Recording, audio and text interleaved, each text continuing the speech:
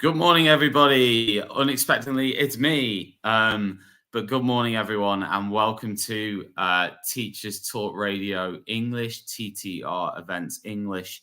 We're absolutely delighted to be here with you this morning. We've got an amazing lineup of speakers. I know 31 people have already jumped straight in and have been waiting eagerly for this event to start. We say thank you to you and welcome. It would be wonderful if in the chat section you could just put in where you're joining us from today.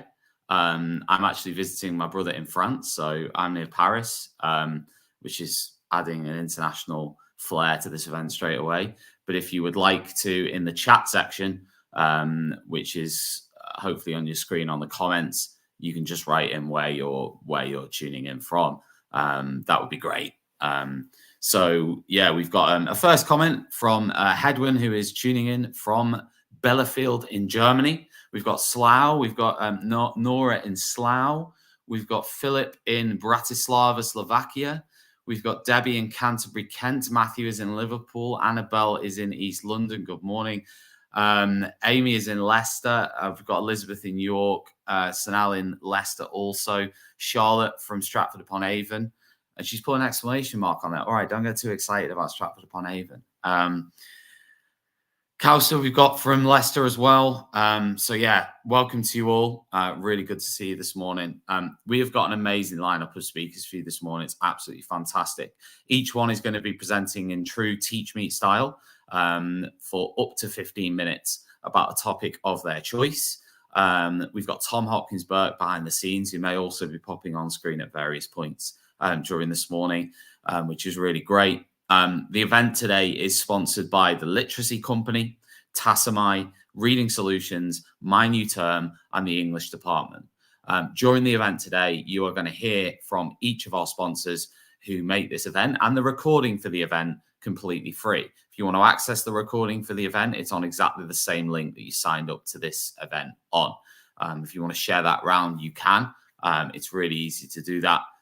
If you're watching, you can just click share, and you can share it on your socials or anywhere else, so people can sign up and join the conversation today live or on playback.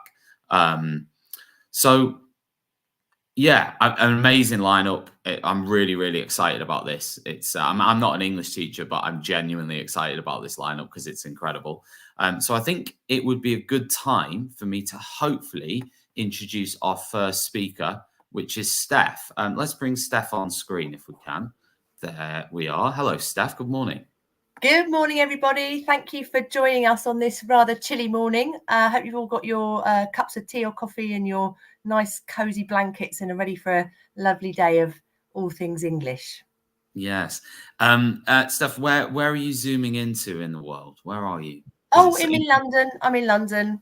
Yeah, not that exciting. But that looks like an amazing bookshelf. Let me give you a bit of an introduction. You're head of secondary English at English Mastery, and also you work for Art Curriculum Plus. Is that right? Yeah, that's right. English Mastery is the English curriculum program for Art Curriculum Plus. So yeah, the same thing. Yeah, brilliant. And also you're an ELE for Greenshaw Research. Is that Greenshaw Trust? Greenshaw Research School. Yeah, I was, working with a wonderful team there, but I stopped that when I started at Art Curriculum Plus, just trying to have one job at a time these days. Got you. And you've also got an MA in expert teaching from Ambition. That was with Ambition. Thoroughly recommend that. That was brilliant. Really enjoyed it. Yeah. Brilliant. Well, on that note, Steph, you've got 15 minutes starting now. So, good morning, everybody. I thought I would try and cheer us up in the season of mock marking and cold, chilly mornings and dark days with the thing that hopefully makes all English teachers' hearts sing, which is poetry. And I think when everything else is getting us down, the one thing we have over all other subjects is that we'll always have poetry.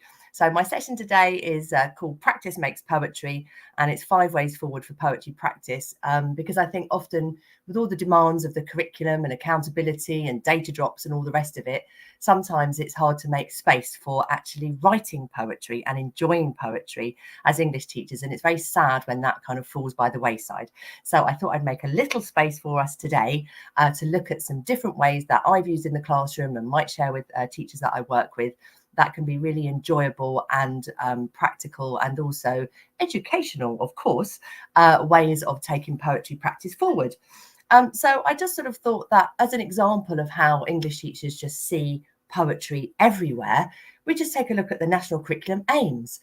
And this is what I see when I see these documents. I see reading easily and fluently and with poetry, reading well, poetry, a wide vocabulary, yeah, poetry, rich and varied literary heritage, yeah, poetry, write clearly, accurately, yeah, that's poetry, discussion, poetry. All of these things, I read the aims, I look at these documents, and being an English teacher, what I see is poetry. It can be the answer to everything. Obviously, we need diversity in the curriculum and other forms are available. But the joy of our subject is that when we look at all these things, the answer is always the text that we study. And if anything else is getting you down, we can always return to the joy of our literature. So I thought I'd just take a moment to look at this part of the national curriculum, because when I'm working with schools, they're often surprised or kind of need to be reminded of this last bullet point there, which is improvising, rehearsing and performing play scripts and poetry. And I think this is an element that's really important in the curriculum, but often because it's not formally assessed in a way, or other than in drama, I guess, it sort of drops out of the curriculum somehow, or it sort of falls by the wayside due to all of our other pressures. So I just wanted to take a moment and just, I don't know if you can pop it in the chat. And maybe all of you are much more creative and you're always writing and performing poetry. But I just wondered, when was the last time that you improvised, rehearsed and performed poetry in your classroom? I hope you're all going to say yesterday. But if you could just take a moment to pop that in the chat.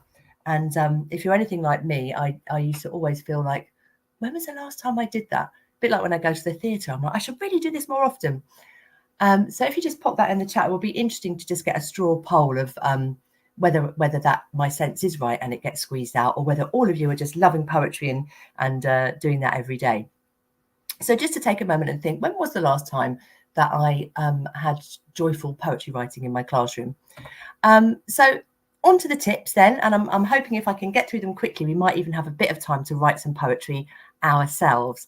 So my first tip really is that if you're having students having difficulty finding a way into poetry, because some students can come with this idea that poetry is not for me, or it's a form that I don't understand, or what's the point of it, or I don't know how to access this, and find it not relatable.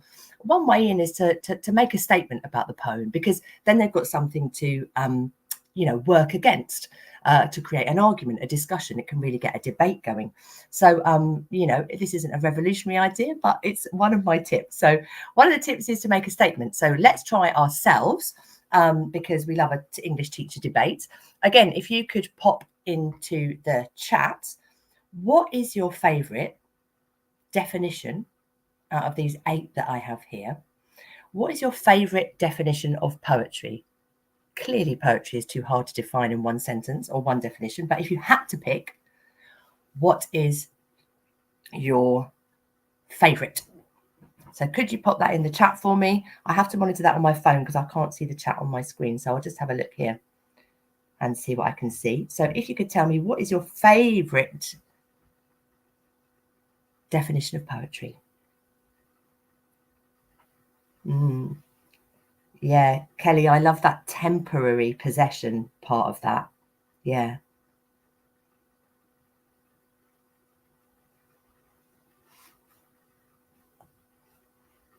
Hazel, yeah, I love the toenails twinkle, yeah, as well. Absolutely love that.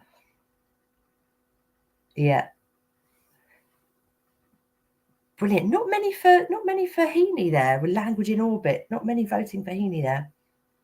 So as you can see, you've already got a variety of opinion, and that's wonderful because it can start a debate. And sort of through that, of course, you can start the discussion, start the debate, and then get to a point where you can arrive at a class definition where you draw out the elements of poetry. And lots of interesting discussions, of course, around poetry, prose and drama, because we have verse novels, we have verse plays, we have, you know, epic poems that are narrative. So what's the difference between, you know, a story and a poem? Loads of really rich discussions to have. But if you start that cold, it's obviously more complex than if you start with a statement to bounce off. Another example of that might be lovely Emily Dickinson. So hope is a thing with feathers. Another thing that I've tried is just do a sort of brief review or a brief summary and ask students to rate the one that they think is the best, or rank them in order of which they think is the best explanation or the best review. So I'll just give you a moment to have a look at those.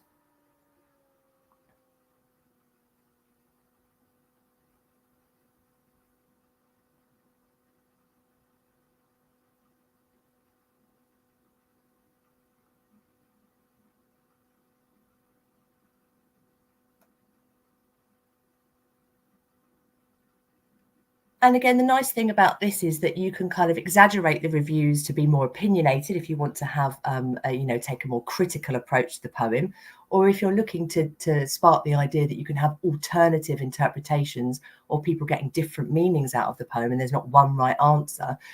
This can be a really nice way to exemplify that and kind of model that in a way that's still quite open to debate.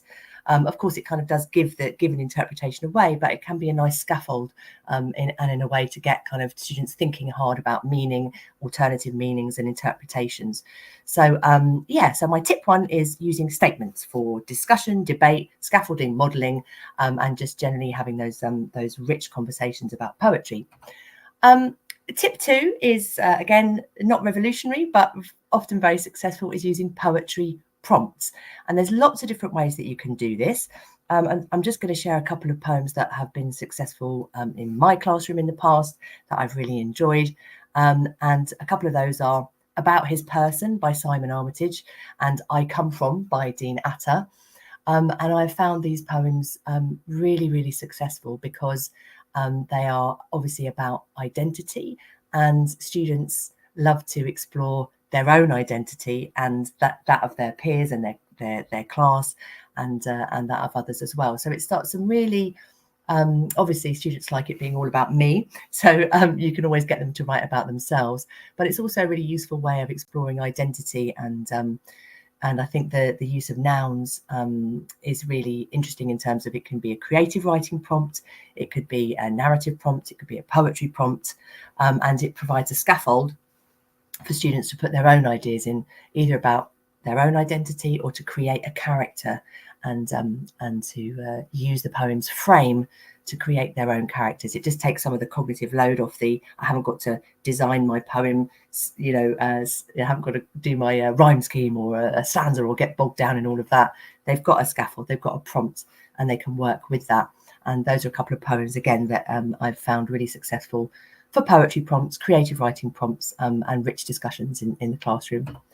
Another way of using a poetry prompt is a really explicit scaffold. So this is a guy who I found on Twitter, Joseph Fasano, and he shared these wonderful themed poetry lists where he'd just give a theme, happiness, and then say, share all your poems on happiness. And it was a really great thread of people's favourite poems. And then I noticed that he started to do these poetry prompts, which are very explicit prompts with kind of, they're just sort of fill in the gaps, if you like. And again, if students are intimidated by poetry or think they can't write poetry, you know, everyone can have a go at this. It's so accessible. And I found teachers and students alike really enjoy that. And I think in this case, it's great to, do the prompt, model it yourself, let the students have a go, and the teacher write too. So don't always forget that we are writers too, and the students, it's really important that they see us write. So if we have time at the end of the session, I would love to go back and we all have a go at this happiness poem, because don't we all need that on a winter's morning. So that's another example of a poetry prompt, a very explicit scaffold, a kind of fill in the gap scaffold. You can also use lists to prompt poetry. So these are some other things that I've used and magpied from different places that have worked well. So this is a little bit looser because you're not necessarily giving them the scaffold of the poem structure. But you could write a list of things. I'll just let you read that.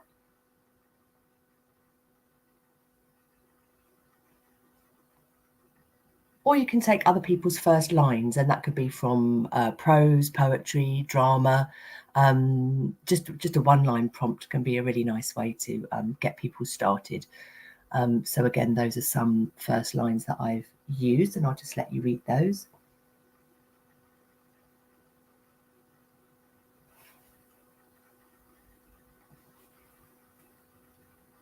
And actually, I'll just take a moment to ask you, if you were starting, oh, I've lost the chat now. If you were starting, which first line would you use with your students? I'll just get back in the chat because I'm having to do that on my phone. Yeah, which line would you use with your students if you were going to use the first lines activity? And I'll try and hop back in the chat.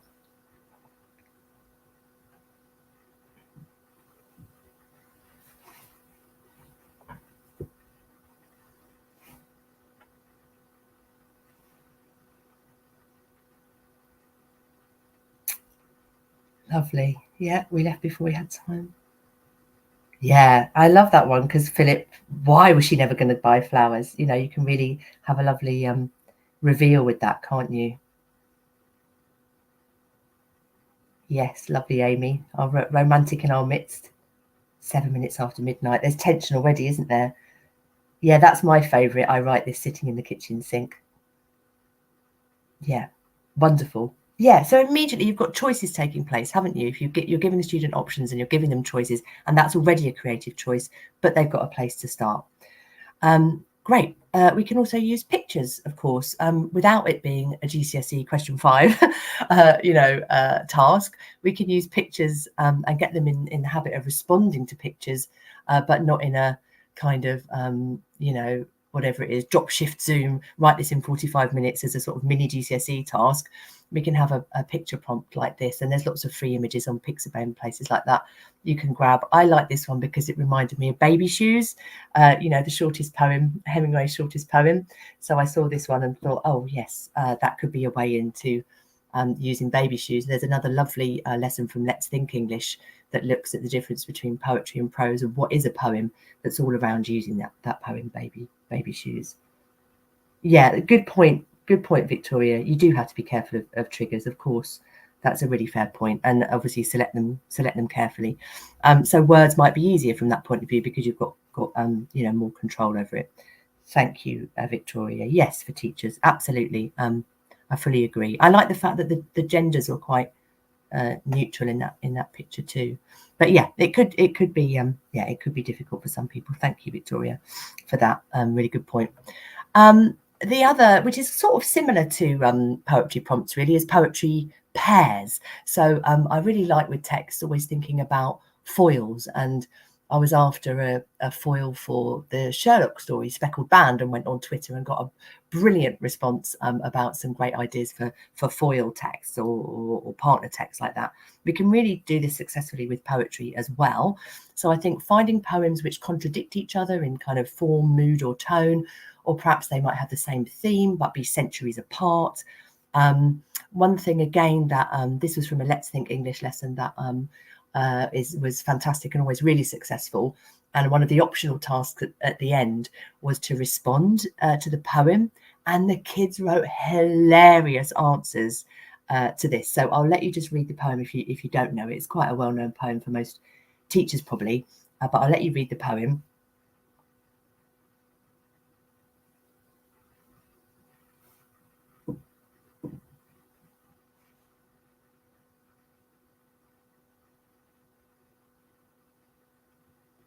And we would ask them to just, follow a very similar structure to the poem again, using that as a scaffold, and ask them to write back to the person who ate their plums. And we got some very amusing poetry about that. And again, if we have time at the end, I'll either come back and we'll do the happiness poem, or we'll do an answer to This Is Just to Say. to see if we can get enjoying our poetry ourselves and get teachers writing too. Another thing I would say is, much as I'm a fan of freedom and creativity and expression, I would say that form is your friend. So I've done my hilarious pun title of Form Friends there, but a form is your friend when you're teaching poetry, partly because as you've seen with the prompts, it gives you a scaffold. But also I think people can really underestimate what students are capable of, and they can manage quite complex forms. If they're writing it themselves, it gives them a structure. And I've had a success in my old school and also now at ARC with a slam sonnets scheme. It's a very short mini scheme, and it looks something like this.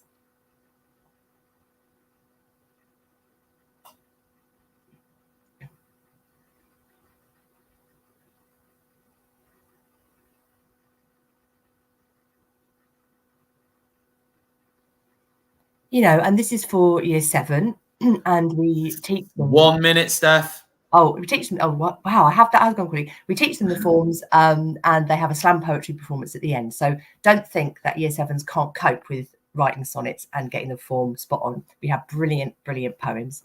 And finally, real world outcomes. So with the slam sonnets, have a performance, have an event, invite poets to your school, take them to see slam poetry, but watch the language.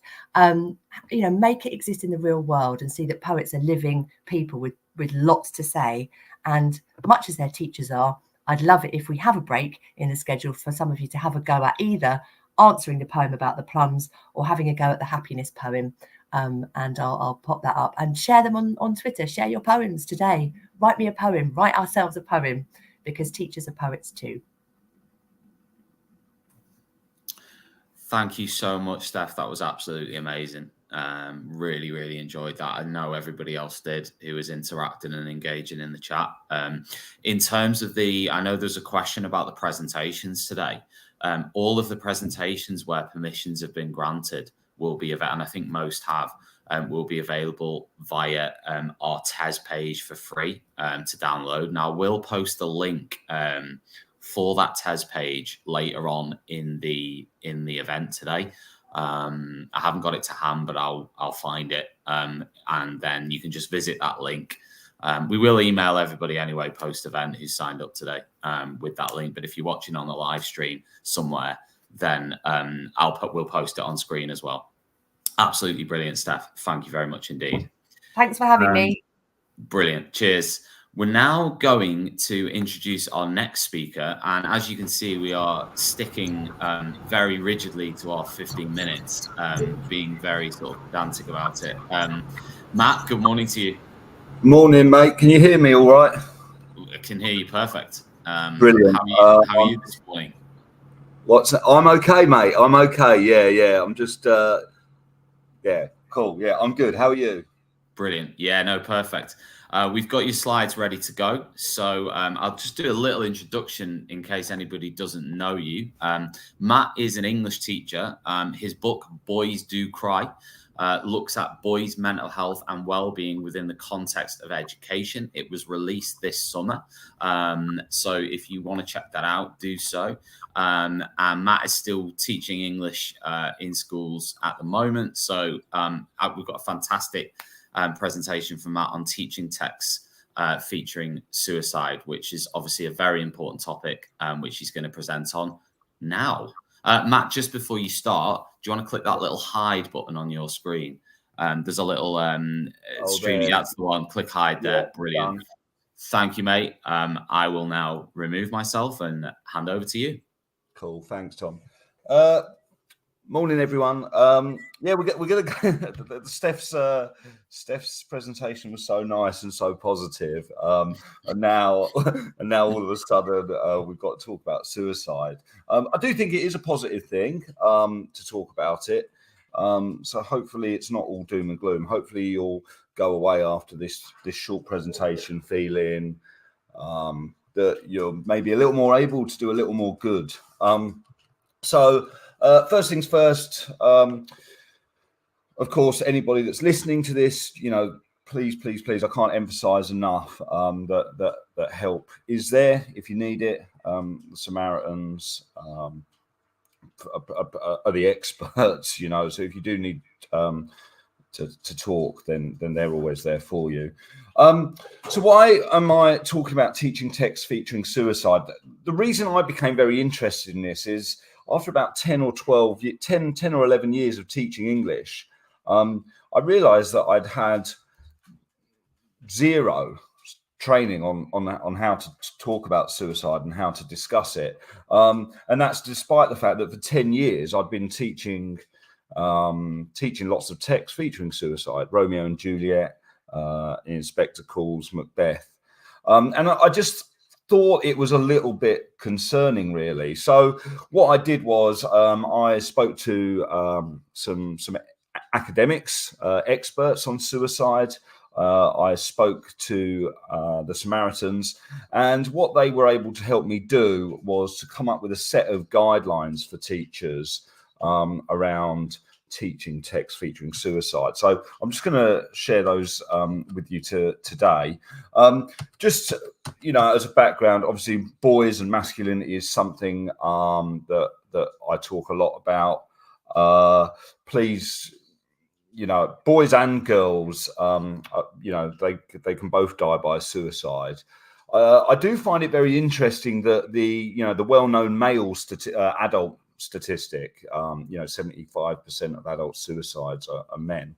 I do find it interesting that sadly that is reflected in children and adolescents too. So yeah, 72% of young people who died by suicide in 2020 were boys.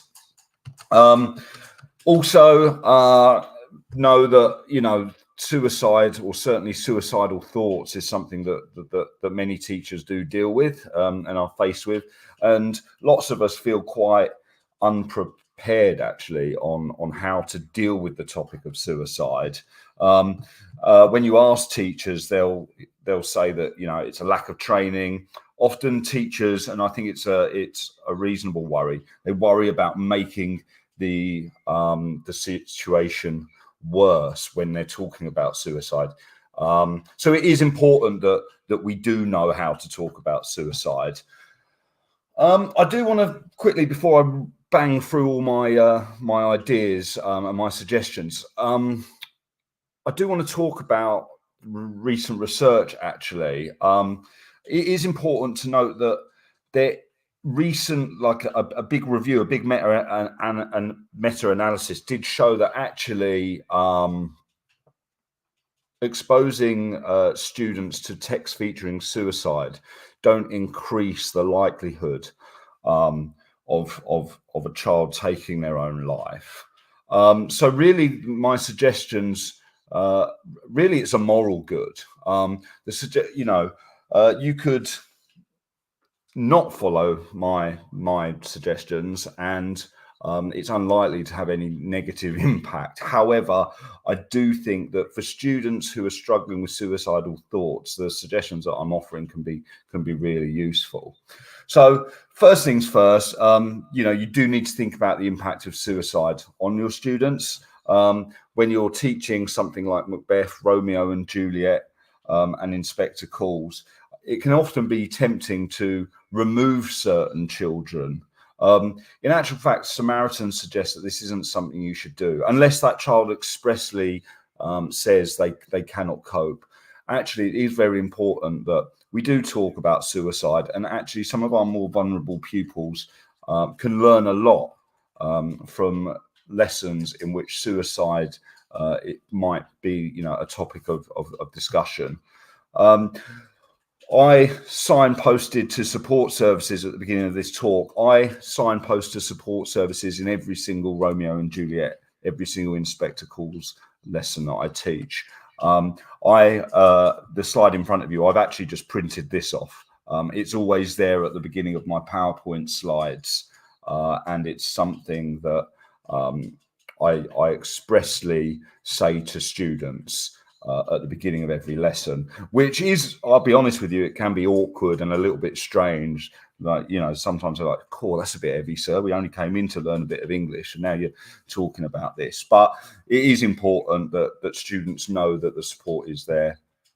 So let's go into sort of the nitty gritty then. So this is based really on my suggestions are kind of an adaptation of the Samaritan's guidelines for journalists and media outlets in reporting suicide. It's really important that you avoid, where possible, giving too much detail about the method of suicide. So that can be quite awkward with things like an inspector calls, where the inspector talks about how Eva Smith killed herself. Obviously, we also know, Romeo and Juliet. We know that, you know, he dies by poison and her by a knife. It really is important that you gloss over those things. So I've had students weirdly, you know, oh, what poison do you think Romeo had? You know, you shouldn't answer those questions. And certainly that big discussion about Eva Smith drinking bleach, that's not something I would focus on. I'd read it and move on. It's really important that wherever possible, we don't, you know, talk about methods of suicide and exactly how somebody might die by suicide. I think it is, there is some research to suggest that there is a risk of imitative behavior due to over-identification. You know, I think when we look at Romeo and Juliet, you know, Juliet's a teenage girl. We never actually find out how old Romeo is, but let's assume he's a teenager, you know. There is a risk that perhaps students could over-identify with these people and romanticize them. I always try and negate that wherever possible. A very easy way to do this is to constantly talk about characters purely as literary constructs rather than, you know, as real people. So language changes. Downplaying the similarities between the characters you're reading about or seeing on stage. You know, when I'm teaching Romeo and Juliet or Eva Smith, you know, comments like, you know, this was a different time where they didn't have support. People weren't as clued up on mental health. Obviously, anybody going through that sort of situation nowadays in real life would never, ever, you know, need to go down that route, because as a society, we've become, you know, far better at dealing with this sort of things. And yeah, that's the comment there at the bottom. So also very important to say, never to suggest that a method of suicide is quick, easy, or painless. That's quite dangerous. So yeah, oversimplifying. This is an interesting one. Avoid aftermath blame talk. So it's really frowned upon, particularly in the mental health, like medication and therapy kind of worlds, to say to somebody something like, oh, but if you took your own life, you know, how do you think your family would feel? When you say things like those to people who are feeling suicidal or who are having suicidal thoughts, all you do is kind of sort of add to their guilt. And they don't need the burden of that guilt. That can often make them feel worse. I used to always do this kind of lesson, like who's to blame for Eva Smith's death in an inspector calls. I would never do that lesson now. Apportioning blame does not work. It's not a healthy thing to do. So if you are going to do that sort of thing, a lesson of, you know, who treats Eva Smith the most badly is a lot better than who's to blame for her death. Evidence has shown that, you know, harnessing what's called the Papageno effect. So looking at text where characters overcome adversity and live good lives can be really important. I heard about one teacher who was teaching Romeo and Juliet and was talking about, you know, how they could have been together had they lived, now. So there is research there that shows that showing characters overcoming adversity is really important. Now, you've got to teach Romeo and Juliet. You've got to talk about an Inspector Calls, or you've got to teach Macbeth. But certainly in your Key Stage 3 curriculum, are there texts that you can bring in that show characters in these very stressful situations, but overcoming that? Of course, really important to avoid glorifying suicide. So, really try not to promote the idea that suicide produces results, and avoid portraying it positively. I've spoken lots about Baz Luhrmann's very problematic depiction of the suicide scene at the end of Romeo and Juliet. Now, for those of you that have read the Shakespeare, you'll know that actually in Shakespeare's original production, or Shakespeare's Romeo and Juliet, the death scene is in this dark crypt, dark tomb. Tybalt's mangled corpse is on stage. Paris's his corpse is on stage. Friar Lawrence, when he enters the scene, keeps talking about the blood that's everywhere. It's a very dark, hostile environment, and yet Baz Luhrmann, as you can see in the pictures that I'm showing you here, really has made it like this beautiful romantic. You can see the young lovers there, kind of almost looking as though they're sleeping peacefully together, and that's a really problematic thing.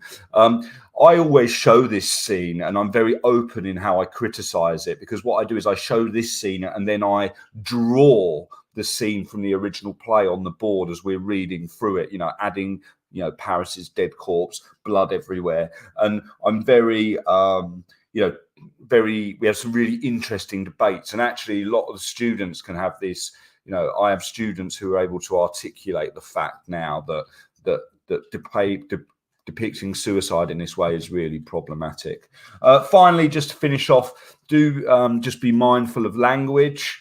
So we should never say things like commit suicide. That's from suicide was illegal until 1961. You can commit murder, you can commit arson, you can commit robbery, you can commit vandalism, but we should never really say committing suicide. Died by suicide is preferable. Cool. Okay. So I rambled on a bit there. I've got a bit of a cold and stuff, but I hope you got something from that, and you feel a little better about teaching text featuring suicide in the future. Cool. Thanks for listening. Thank you, Matt. That was absolutely brilliant. Really, really insightful and really powerful. So thank you so much for that contribution there. And I know that many teachers, not just English teachers, will hugely benefit from that as well. So thank you very much for that presentation, Matt. Now, I wasn't expecting to come up on screen this morning. And as a history teacher, I do feel a little bit like I don't really belong here, but I just wanted to talk about how you can participate in the show today. So the hashtag that we're using today is hashtag TTR English. And if you want to win a limited edition Teachers Talk Radio mug, you can share a selfie of you watching today's event live online using that hashtag TTR English. We have 3 mugs to give away, and so remember to share your picture on the hashtag. Now, our next contribution today is from the Literacy Company. Their dedicated consultants collaborate with schools to elevate English standards, discover proven and enjoyable teaching methodologies by visiting www.theliteracycompany.co.uk for the award-winning Pathways Literacy programs that are now in over 600 schools across the UK. We can hear it much better from the Literacy Company themselves. Hi, I'm Sean from the Literacy Company. I hope you're enjoying the event so far. I know you've got lots of great speakers lined up, and there'll be more to come after this. Just come along as one of the sponsors of today's event just to tell you a little bit more about us here at the Literacy Company and how we might be able to support you in school. So here we are, our lovely team based up in Chester in Cheshire, and this year we're excited because we're celebrating our 10th anniversary. We are a growing company. We have a team of consultants, all of us who are either previously or currently teachers, and obviously our business support team as well, who are there at the end of an email or a phone line to support you. We do understand the demands of teaching and school life and the constant changes that you have in education. So we always aim to be innovative. Like I said, we've been teachers, so we really know how to support and how to help with those demands. We are passionate about English teaching. You can see the wonderful range of books behind me, and our key passion are those high quality picture books. So everything we do has that around it really, and we're really lucky to have this to work with. And we have a wide range of knowledge throughout the team and across a variety of subjects linked to English. So whatever it is that you might need help with, please do get in touch. You know, from early years phonics through to moderation in year 6 or key stage 3 transition, we have an expert that can help you. And wherever you are in your stage of your career as well, we are there. We've worked with students all the way up to headship. And over these 10 years, we have seen people go throughout those stages in their career, from students to subject leaders, deputy heads into headship. And equally, if you're a TA or, TAs looking for support, we can work with whoever needs it in school. So what do we do in schools? Well, we do have that in-school support branch to the company. And so we can go in and look at books. We can support with planning, deliver staff meetings, insets, team teach. Again, whatever it is that you need help with, the first thing to do is to get in touch with us and we can build what you need. We have a range of courses as well, which you can find them if you maybe follow us on our social media, but also we put them on our website, which I'll show you how to get to at the very end. Some of those are face-to-face, others are online, which is great if you're a bit further afield, and then you can join us. And some of our online courses are also ones that you can do at your own leisure. So subject knowledge videos we have new 2 courses for year groups, and they're ones that you can work through at your own pace as well. If you're a part of a cluster or a multi-academy trust, again, get in touch. We can offer a support and training package, whether that's on a key skill, such as we've just done one around spoken language for a group of schools in Manchester, or whether you want to get all your schools together for moderation support. We can do that. And working in that way, you can share out those costs as well and make sure that colleagues are working collaboratively.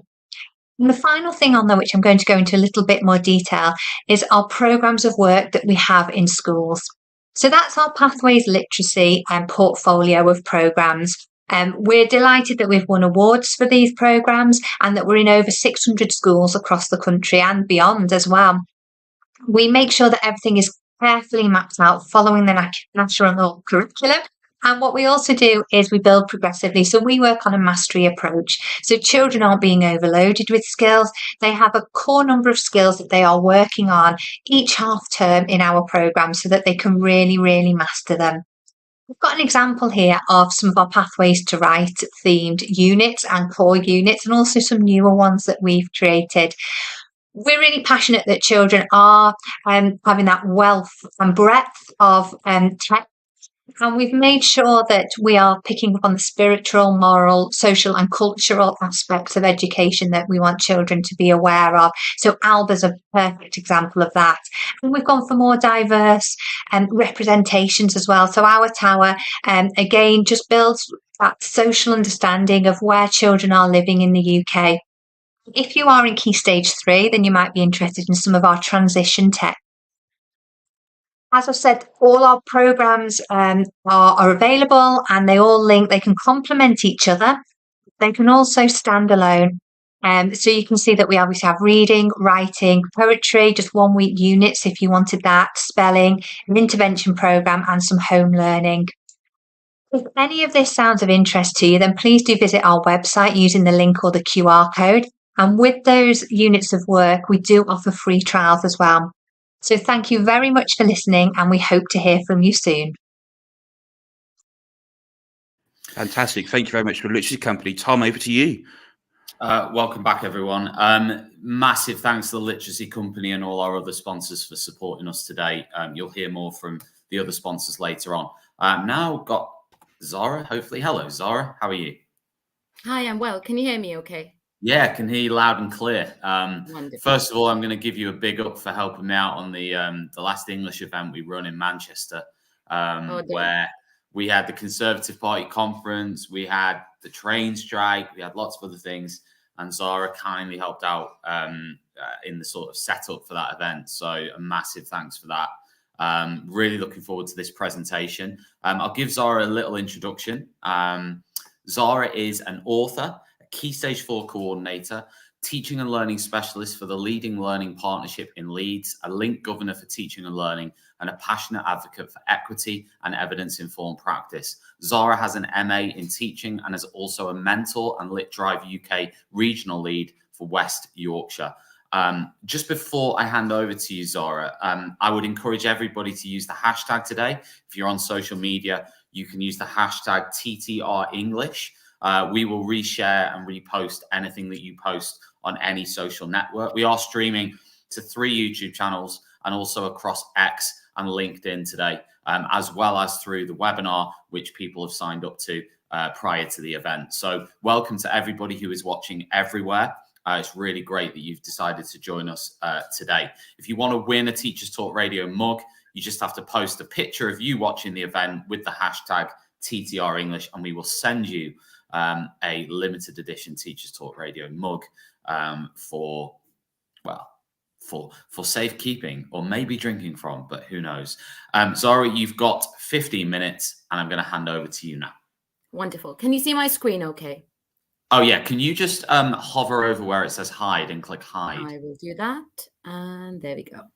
Fabulous. Right, thanks for that, Tom. So time has started now. I'll try my best. When Tom spoke to me and asked me what I wanted to present on, I think it was a no-brainer to talk about the bread and butter that features into our everyday workings and the dynamics of being in an English classroom, which is feedback. It's wonderful that we're in this place right now as a profession where we're talking about feedback. We're constantly refining the process. I think back to how it was like when I trained, and feedback was this massive mountain. There were lots of misconceptions. But I think over the years, we started to understand the significant impact that feedback does have on teacher workload, and that there is very little evidence to suggest that students writing a lot in students' books is going to result in improved outcomes in the long term. So I'm not preaching to I'm preaching to the converted here, that we all recognize that. And unsurprisingly, again, all the research tells us this as well, but we recognize that as English teachers, especially when we have to read very lengthy pieces of work, and don't make the mistake that I made with short stories the other day. I didn't set a word limit and I got an 1,800 word story to mark. That feedback is the biggest contributor to unsustainable workload.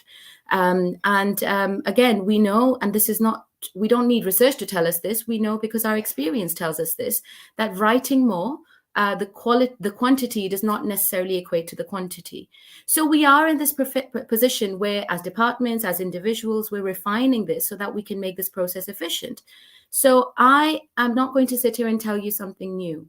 I'm literally going to share my story, my journey, because in this process of trying to make this make feedback effective, make students interact with that feedback, with all of that time that I'm spending writing in books.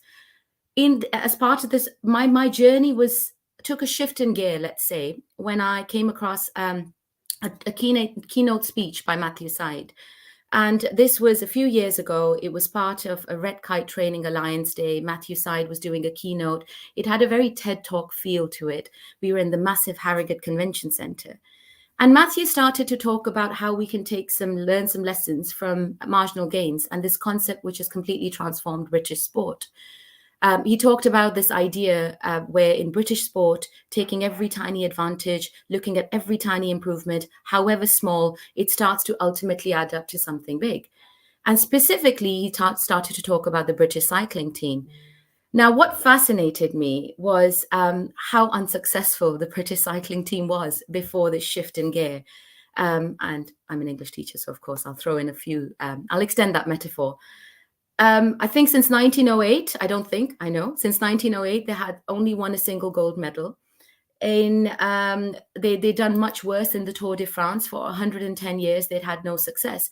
It was so bad that the top manufacturer of bicycles in Europe had pulled away and refused to sponsor the British cycling team because they were very conscious of the negative impact that it would have on their sales. And then this new coach comes in with a completely different mindset, David Balesford. And David Balesford's ideology was that if you could break every single thing down that you can think of when you're riding a bike. So we're talking everything. We're not talking about just the rider. We're talking about the bike, the engineering. If you break every single thing down and you find those gaps, those improvements, you make them by 1%, you will eventually get that significant increase when you put everything back together. And let me just give you some examples of how transformative this was. So naturally, they started to become more specific in their warm-ups. Naturally, they started to become more specific in what their team was eating, when they were eating, etc. But then when they traveled, they installed these plush airline seats on the coaches to maximize comfort. When they traveled, they started to road test the bikes in aerodynamic tunnels, and they found that the residue dust when the bikes were being transported was impacting the speed of the bikes. And then they started to work on that. They introduced the sanitizing system, so you had to double sanitize. And one of my favorite stories is when Matthew Syed was traveling with the team on the bus, and he was researching for his book. They did a pit stop. It was a toilet break, and as soon as he comes back on the bus, he has 3 hands offering him a sanitizer, so he's double sanitizing. Another really favorite thing of mine is how they traveled with the aerodynamic hypoallergenic mattresses with their pillows, recognizing that even that night's sleep was important to ensure that they were maximizing productivity. They painted the inside of their bus white so that they could detect dust, and they could therefore manage dust and therefore reduce chances of infection. So as you can see, where I'm headed with this is, and I was sitting there listening to it, they're looking and thinking about every single aspect, and they're thinking about those tiny gains. Yes, they have their biggest goal. But my favorite thing, which is why I've included this video, I'm not going to play it right now, but I've included it because if you do want to launch it, is about sharing the vision. So this is Matthew Syed briefly talking about marginal gains. They shared the vision. Everyone, including the bus driver, knew why they were doing, what they were doing, and why they were doing it. And this is where what I'm going to say is maybe, we already do this, but I started to do this more, really talking about why I had given the feedback in the way that I had, communicating, talking to the students about marginal gains, telling them the story so that they knew why we started to work and emphasize on those 1% improvements. So unsurprisingly, it came with results. I want to pause that. It came with results. So from 2007, pause, there we go. So from 2007 to 2017, within 5 years, this is the impact that started. By the time it was 2007, this is the impact. 178 world championships. Compare that with only 1 gold medal. 66 Olympic and Paralympic gold medals. 5 Tour de France victories. They went from, a pundit described them as a laughing stock, to being the most successful cycling run in cycling history, forget British history. So clearly this approach was churning up the results. So what does that mean like in English? Now, obviously I walked away from that thinking, how does that feature in my lessons? I was already doing a version of this in my previous school. When I joined the grammar school at Leeds, we had what we call our feedback for progress sheets. What you're seeing right now is a modified version of what we used to use then. So we would have a big strengths box and then a challenge box. Our student, just checking on time, strength and challenge target box. And then within that, we had various actions that we would highlight. We would identify where we wanted our students to make improvements. And that's what we were using as a department. But when I started to really think about marginal gains, the thing was, how can we break some of the bigger tasks down? So we had fewer actions when we started off. We started to think about how we could break some of those actions down further to be more specific, like all the things that we can think about when we want students to use evidence, contextualize it, embed it, use it to link to another piece of evidence, started to break them down into those tinier components, really thinking about that 1%. The next challenge was, we were writing these actions down. For example, be specific when you talk about the reader. And the reality is that if a student doesn't know how to be specific the first time, they won't be able to do it the second time when you ask them to. So it was important for students to act on those marginal gains, on those tiny incremental changes. They needed a scaffold. So we started to review these feedback sheets and we added sentence starters. So if you look at action 12, which is be specific when you talk about the reader, it reads, makes the reader visualize how, ... creating an atmosphere of. And that's now been further modified to include makes the reader appreciate just how. So it's just the subtleties, the little things, giving the students that scaffold, that tool, that sentence opener just to get them going. And then recognizing that marginal gains is not just about filling gaps, but it's about making those improvements and then moving further. And this is where you can see how this can be, these are the steps that you want your students to take to start to work towards mastery. So in our reading feedback sheet on the right-hand side, I remember, I will share these, by the way. Chris Curtis, many years ago, wrote this wonderful blog where he talked about how you can just take sentences to the next level. The more sentence, the less sentence. And Anne Williams, who worked with us then, she compiled all of those, put them in this massive document, and she put them on our school website. Now, since then, we've been trying and encouraging our students to use that. But we realized that the students didn't realize that this resource existed to develop and to improve and to start to move them towards mastery. And we've refined that document over the years. So action 7 on the reading feedback sheet for Key Stage 3 standard is use a sentences pack to elevate your expression. And this is where we expect students to go onto the website and to start to have a look and to start to make those improvements. And then recognizing that this is not a stationary document, because this is one of the mistakes we made. This is not about a worksheet. It's about having conversations before timed practices. It's about having conversations after timed practices. Did this work? What do we need to improve? How do we take it further? And then talking to the department so it's a live document, because only then can you have the impact that you want. So what this looks like in practice, we get a piece of work, we give the bigger target in the box above. So this is where we're talking about global moves, that we want you to be more conceptualized in your argument, for example. We want you to track a greater range of key moments that you notice about the character. But marginal gains is the local operations. These are the action points. That's where you realize that your learner still needs to refine something. Maybe they've missed a method that they could have identified in a certain moment. And then you highlight where that learner needs to make that improvement. This is an example from a Year 7 piece of work. It doesn't show you where the students improved. I couldn't get the pictures at the right time. But the student then goes away, gets the purple pen out, which is our policy, and makes that improvement. So they have a bigger target. So developing inferences, exploring alternative ideas, but their micro target is to zoom in, looking at exploring the method in that particular quotation, the marginal gain. Again, when we're looking at writing, the key thing is when you have a sheet like this, one of the mistakes you can easily make is you start to highlight loads because everything's written down for you. And you have to really restrict yourself and think about what that next step is. So in this piece of writing that you look at, the green highlighter is just the action for making corrections for spelling, punctuation and grammar. So that's the only thing that I've decided to focus on for this particular child for their local operations. So I've gone and I've highlighted, and you can't see this very clearly, but this child has made those improvements in purple pen. The pink highlighter is all the things I love. This is when I just don't want to write anything. 2 highlighters, highlight away. This is one of my favorite examples, a Year 9 student who was new to English, who had all these wonderful ideas and was writing this really interesting essay on Chinua Achebe's Dead Man's Path, really grappling with some of the key core ideas of the text. And I wanted midway through this student to contextualize the evidence, which is a very niche. It is literally that 1% improvement. So their main target is bigger. But where you want them to contextualize the evidence halfway through, all I've done is I've identified that. I've told the student, I've literally told them what number. This is verbal feedback, and they've added and they've made that improvement in purple pen.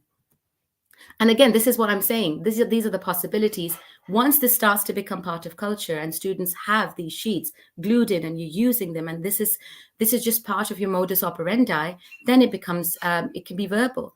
So this is an example where we do key stage, we do a 5-a-day task where students read a text and there's a quick first 5 minutes and there's usually a question that goes with it. This is a year 8 student responding in their personal channel on Microsoft Teams. And I scanned it very quickly, done the register, scanned it on my device, and I noticed that the student was not being specific when they were talking about the reader. All I did was scan it, said, Sam, can you just look at action 8 at this point? They went away, they made the improvement. Even before I'd moved on to the next task, this was resubmitted. So this is where it's all the possibilities. Once students recognize that it's all about 1% and that 1% matters, they start acting on it. And that's where metacognition comes in. You automate the process. So key stage 4, I've made AQA. We've taken the marginal gains approach and we've added it to the mark schemes. I've made these sheets. Again, they're available if you follow my hashtag. If you find me on Twitter, you'll find them there. And again, this is work that a student had done on OneNote. All I've done is I've added action 8 on the right-hand side. I don't even have to write those. The student has gone away. This is just before the exams, and they've made the improvements. They've highlighted, put it in purple. And what was my favorite thing, this is honestly will always be my favorite thing, is I get the students to take pictures of their active revision. And this is that same student who taken a picture and said, Miss, 1 minute, Zara. Yeah, got it on here. So, Miss, I've downloaded it and I've worked through this myself and I've self-assessed and I've made my improvements. So over time, when something like this worked well, is not only giving students an opportunity to make those improvements, but it's also providing them that challenge. It is about desirable difficulties because they know what they need to do and how they need to do it. But ultimately, we will keep talking about feedback. Why? Because we know that when we do it right, it increases overall standards. We know that it can increase by 50%. If you do it right, effective feedback can increase the pace of learning by 50%. And it can almost double the average student growth. So it's a no-brainer, absolutely a no-brainer. All I would say is that's the last thing I would leave you with. Everything works somewhere, nothing works everywhere. It's not about the sheets. It's about making sure that you're having that conversation, you're embedding it, you're constantly collaborating with the people, because going back to what Team Sky did, even the bus driver knew what they were doing and why they were doing it. So the incremental change works when it becomes something that everyone believes in and buys into. That's it. Wow. Amazing. Zara, thanks for that. So good. I can't believe how good these presentations are.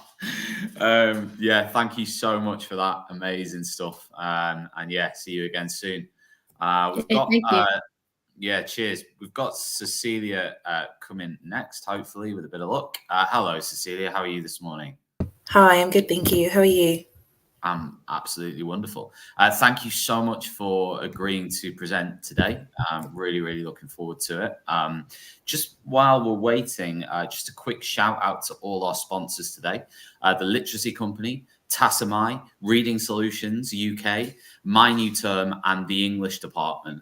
We've already heard from the Literacy Company. We're going to be hearing from all our other sponsors as we go through the event today, which keep this event completely free, open stream, open access, including the recording for the event as well, which is available on the same link that you probably signed up for this event on. If you are watching this on the live stream, you can still sign up for the recording.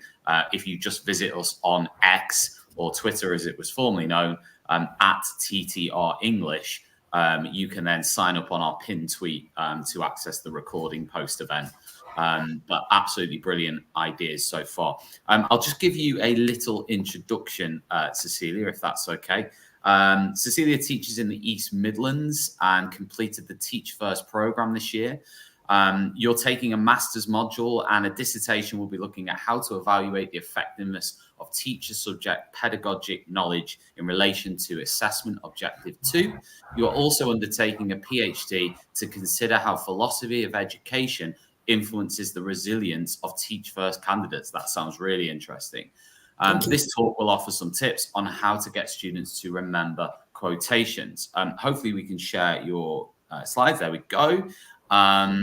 So Cecilia, I'm going to pass over to you. Great, thank you, Tom.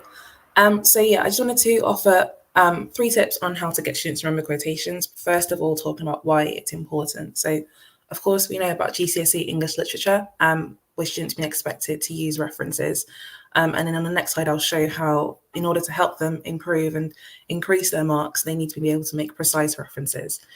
And not only for English literature, but also for English language. When they have to deal with unseen text, they need to be able to find evidence that they can talk about, and being able to explain that evidence as well. Lastly, students are able to comment and analyse on how language is being used, because when they have that memory, that bank of quotations in the memory, they don't need to think much about what quotations to use, but rather they can focus on analysis instead. And so, like I said, on the GCSE literature mark scheme, in order to achieve level 6, students need to make judicious use of precise references to support their interpretations. So it's great that they are giving interpretations, but in order for them to do as well as possible, they need to be precise in those. And then when it comes to analysing writers' methods, that's what I get them to do when they are remembering quotations as well. And again, for English language, for example, for instance, question 2 and question 3 on English language paper 2 and English language paper 1, you've got that students also need to be analysing the effects of writers' choices of language. And so they need to be thinking a lot about what quotations mean, rather than not just remembering them as well. So to do that, I use do nows, quizzes and plenaries in school, but also for homework, I for my Key Stage 4 students, year 10 and year 11, I asked them to create flashcards. And then I use those flashcards to do what we do in school. So the first tip is to make your expectations clear and explain why it's important. It's just as Zara was saying previously about sharing the vision with them in terms of them knowing what they're going to be expected to do for their English literature exams. It can seem daunting to them at first, because they essentially have to they approach an extract and they need to be able to understand where the extract is coming from in the text, know what happens before, know what happens after, so that they can give as good of a response as possible. So for flashcards, I ask students to write the quotation on one side, and on the other side, they complete a what, why, when, and themes. So the what is basically what the quotation means. The why is why it's being said, why the author is presenting the character a certain way.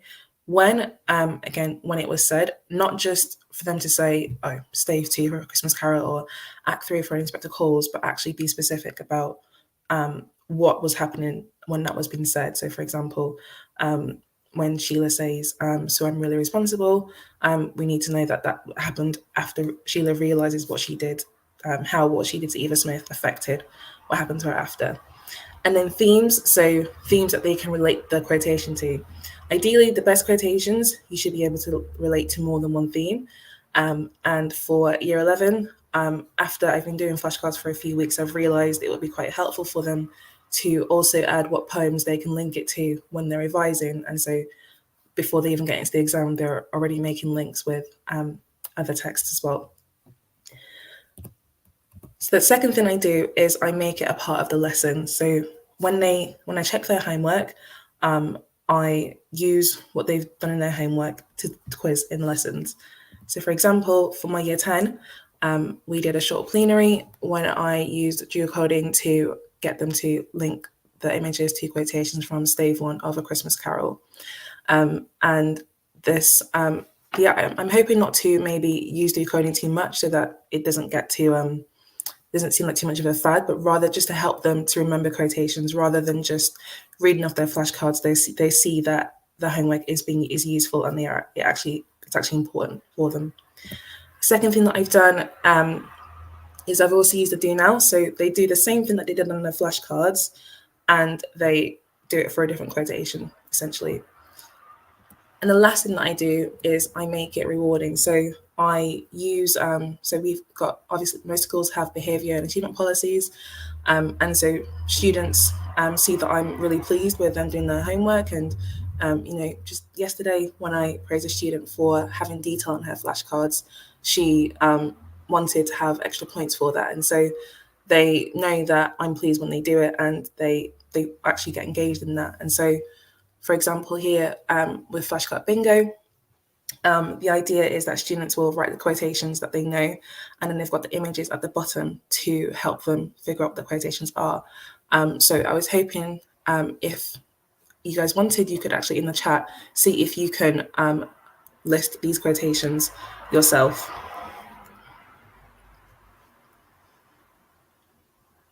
I've just seen a message for Key Stage 3 students. Absolutely. I think it would actually be really good if they could get into the habit of remembering quotations, especially since all the text that they study in Key Stage 3 will link to Key Stage 4, they can get into that habit of seeing similar themes across quotations.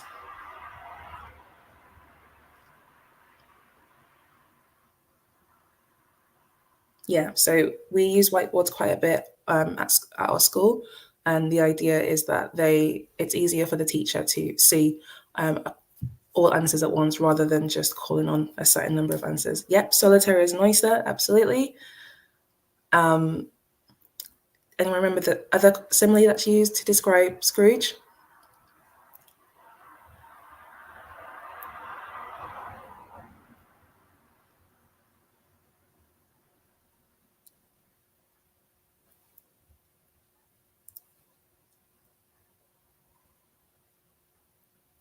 Yeah, as light as the feather is also used, and then you've got I cannot afford to make idle people merry. So yeah, that's basically how I would suggest getting students to make quotations. Definitely, mankind was my business. So that's it. That's me. Done really. Unless anyone else had any more questions. And hard and sharp as flint, definitely. That's fantastic, Cecilia. No problem. Thank you very much indeed. Amazing. Again, if you want to contact Cecilia, her information is on screen. Do give her a follow at teach_simple on Twitter or X. Twitter as it's formerly known, or drop her an email. Email's on screen now. Really generous sharing. Thank you ever so much, Cecilia. It was absolutely fantastic. No problem. Thank you. Very much. Thank you. So that was Cecilia, and next up, coming in a moment, hopefully, is Hayley. Hayley is going to be presenting on using academic theory as a springboard for discussion and thesis statement generator in English literature GCSE. Hayley, we'll just check we've got your slides. Oh, I think we have now. We have. Yeah, perfect. So just before I hand over to the wonderful Hayley, it again would be great to mention the hashtag that we're using for the rest of today, which is hashtag TTR English. If you want to access the recording of this event, anybody who's watching, for example, on an open stream somewhere, you can do that by visiting at TTR English and just clicking on our pinned tweet. There's a link in there. And if you sign up on that link, the recording will be available on that link shortly after this event finishes. All the presentations will be uploaded onto our TES page for free download for those presenters who have given us permissions to do so. And yeah, we've still got so many amazing speakers still to come. So really, really exciting. I'm now going to pass over to Hayley. Hi, everybody. Thanks, Tom. Can everybody hear me okay? Yeah, I can hear you loud and clear. Awesome. Yeah, I have used this app a few times, but sometimes it goes wrong, sometimes it doesn't. So don't worry. Brilliant. I'm going to talk very briefly today about something that I've spoken about kind of nationally in many conferences. So apologies if people have heard me talk about this before. Hopefully I've brought something a little bit new to this today. So we've just heard about the importance of quotations in English. Obviously, English is quotations are really important in English.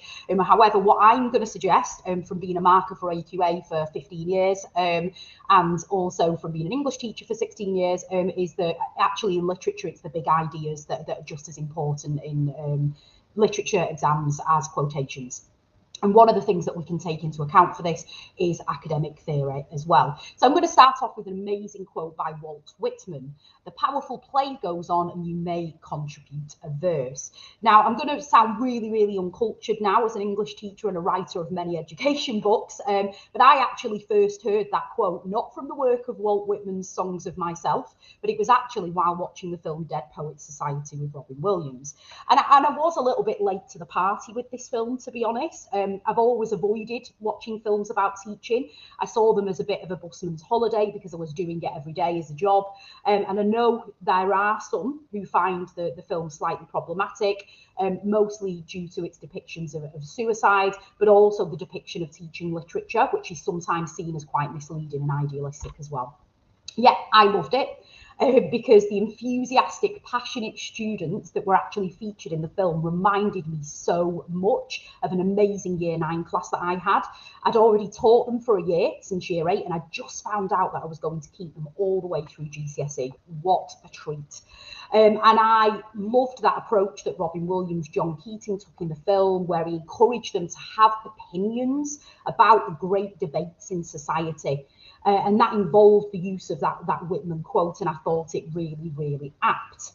We don't want our students to be passive consumers of English literature. What we want is to give them a voice, to quote Whitman again, to hear their barbarious yawp across the rooftops. We don't want them to be bystanders in society. We want them to contribute to this great, fantastic epistemological knowledge that we have in English. So what John Keating wants for his pupils, I very much wanted, and this is echoed in all of the examiners' reports.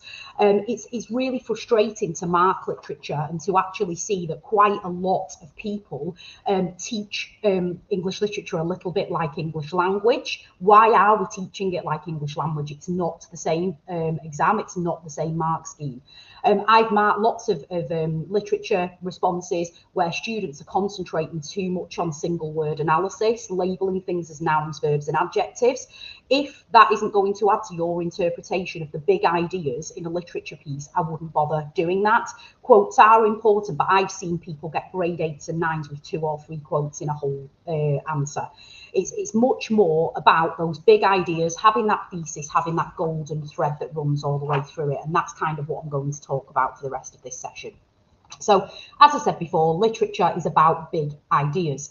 I saw Tom Needham write about this a while ago when he was talking about how students who get the highest grades at GCSE literature write essays that are focused on abstract and conceptual big ideas, and that's what the mark scheme tells us. Teaching and practicing analytical introductions is one of the ways we can ensure that students' writing is pitched at that top level. So that thesis, that big idea, that barbarious yawp, as what Walter Whitman calls it, becomes like a golden thread. I think of it as when you buy a stick of rock from Blackpool or whichever seaside destination you go to. I'm a northerner, so it's Blackpool.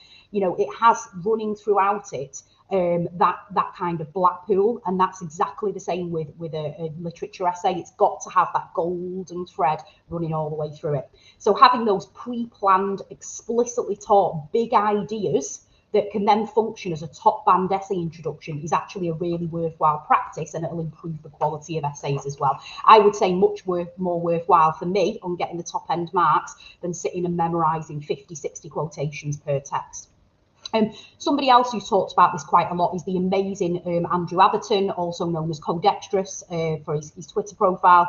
And he's talked about thesis statements and precision. And what he says is that actually it's a bit like when you're using a bowling ball. And I'm really rubbish at bowling, but when you release a bowling ball, you've got to get in the exact right position. You've got to have the right pressure. And if you release it with all of those active ingredients in mind, you're going to hit that strike. And that's the same with essays. We've got to be precise on exactly what we think and how, and then you spend the rest of the essay basically arguing that golden thread, that thesis that you've given at the start is correct. It's like almost like persuasive essay in a way.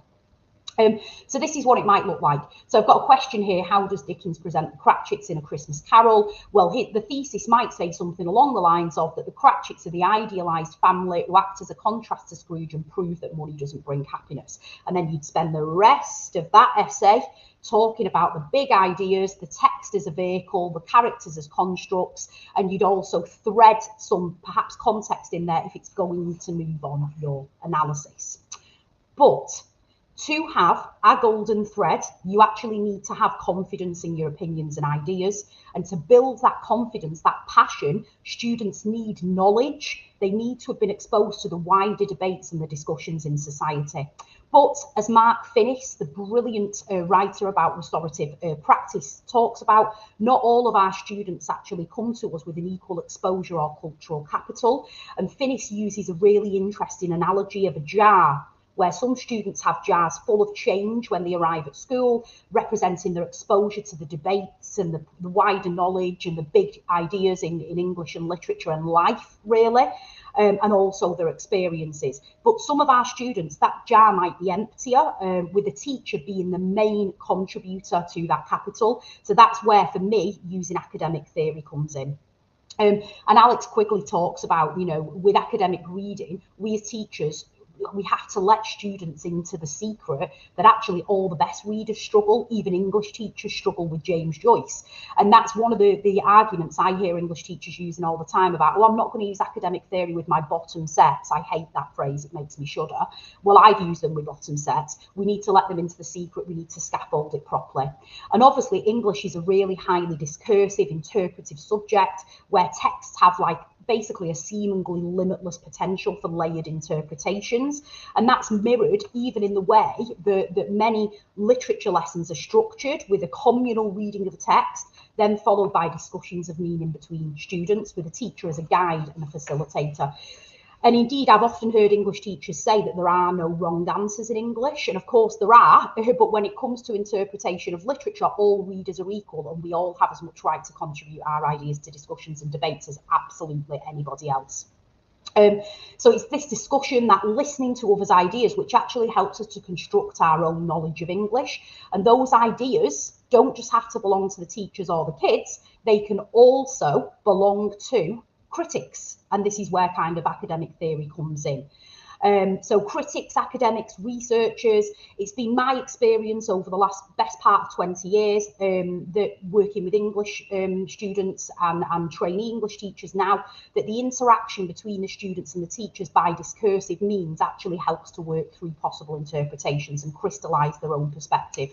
And Neil Mercer talks a lot about this. He describes this process as people asking questions, people sharing relevant information, challenging ideas, and by doing that, contributions are built on with what's gone before, and basically everybody's encouraged to contribute ideas and opinions.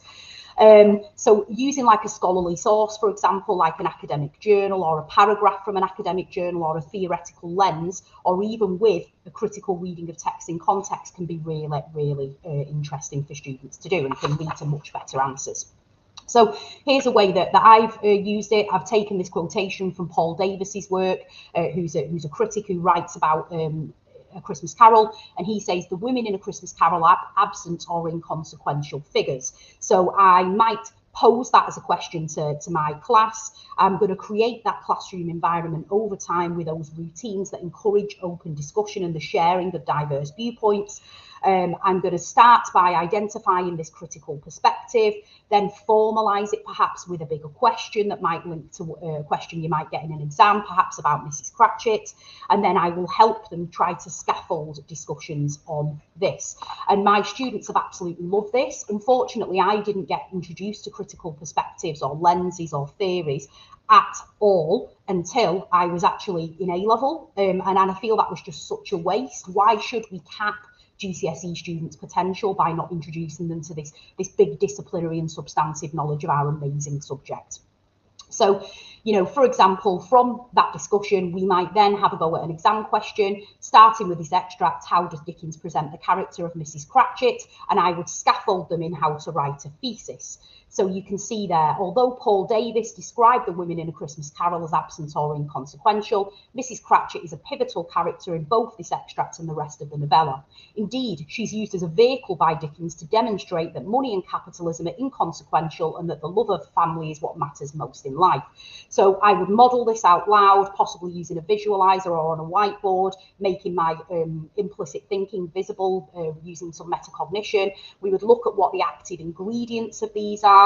And I would then do a gradual release with students. I do, we do, you do, with perhaps another question to model that process of doing that thesis. And then from that thesis, we would maybe look at 4 pivotal moments in character development throughout the text. And this squiggly line here represents authorial intent and context. And that needs to be woven through every single point that is made, if appropriate, and moves the thought on. It's not just a bolt on. It's not like me putting a nice necklace on today just for decoration for the sake of it, to tick an AO3 box. To move students on, we really need to encourage them to put that context in if it's really relevant, and then go back to that quote and almost reanalyze it as a layer of interpretation linked to the big idea in the thesis. So another example of how you can do that is this as well. So we can look at, for example, A Christmas Carol or Macbeth. I've got a quotation here from a critic on Macbeth, Garber. Macbeth has a chiastic or X-shaped structure, charting at once the upward and downward trajectories of its two protagonists. So we're obviously talking about Macbeth and Lady Macbeth there. As Macbeth moves downward towards inhumanity and loss of effect, Lady Macbeth moves upward towards feeling and horror.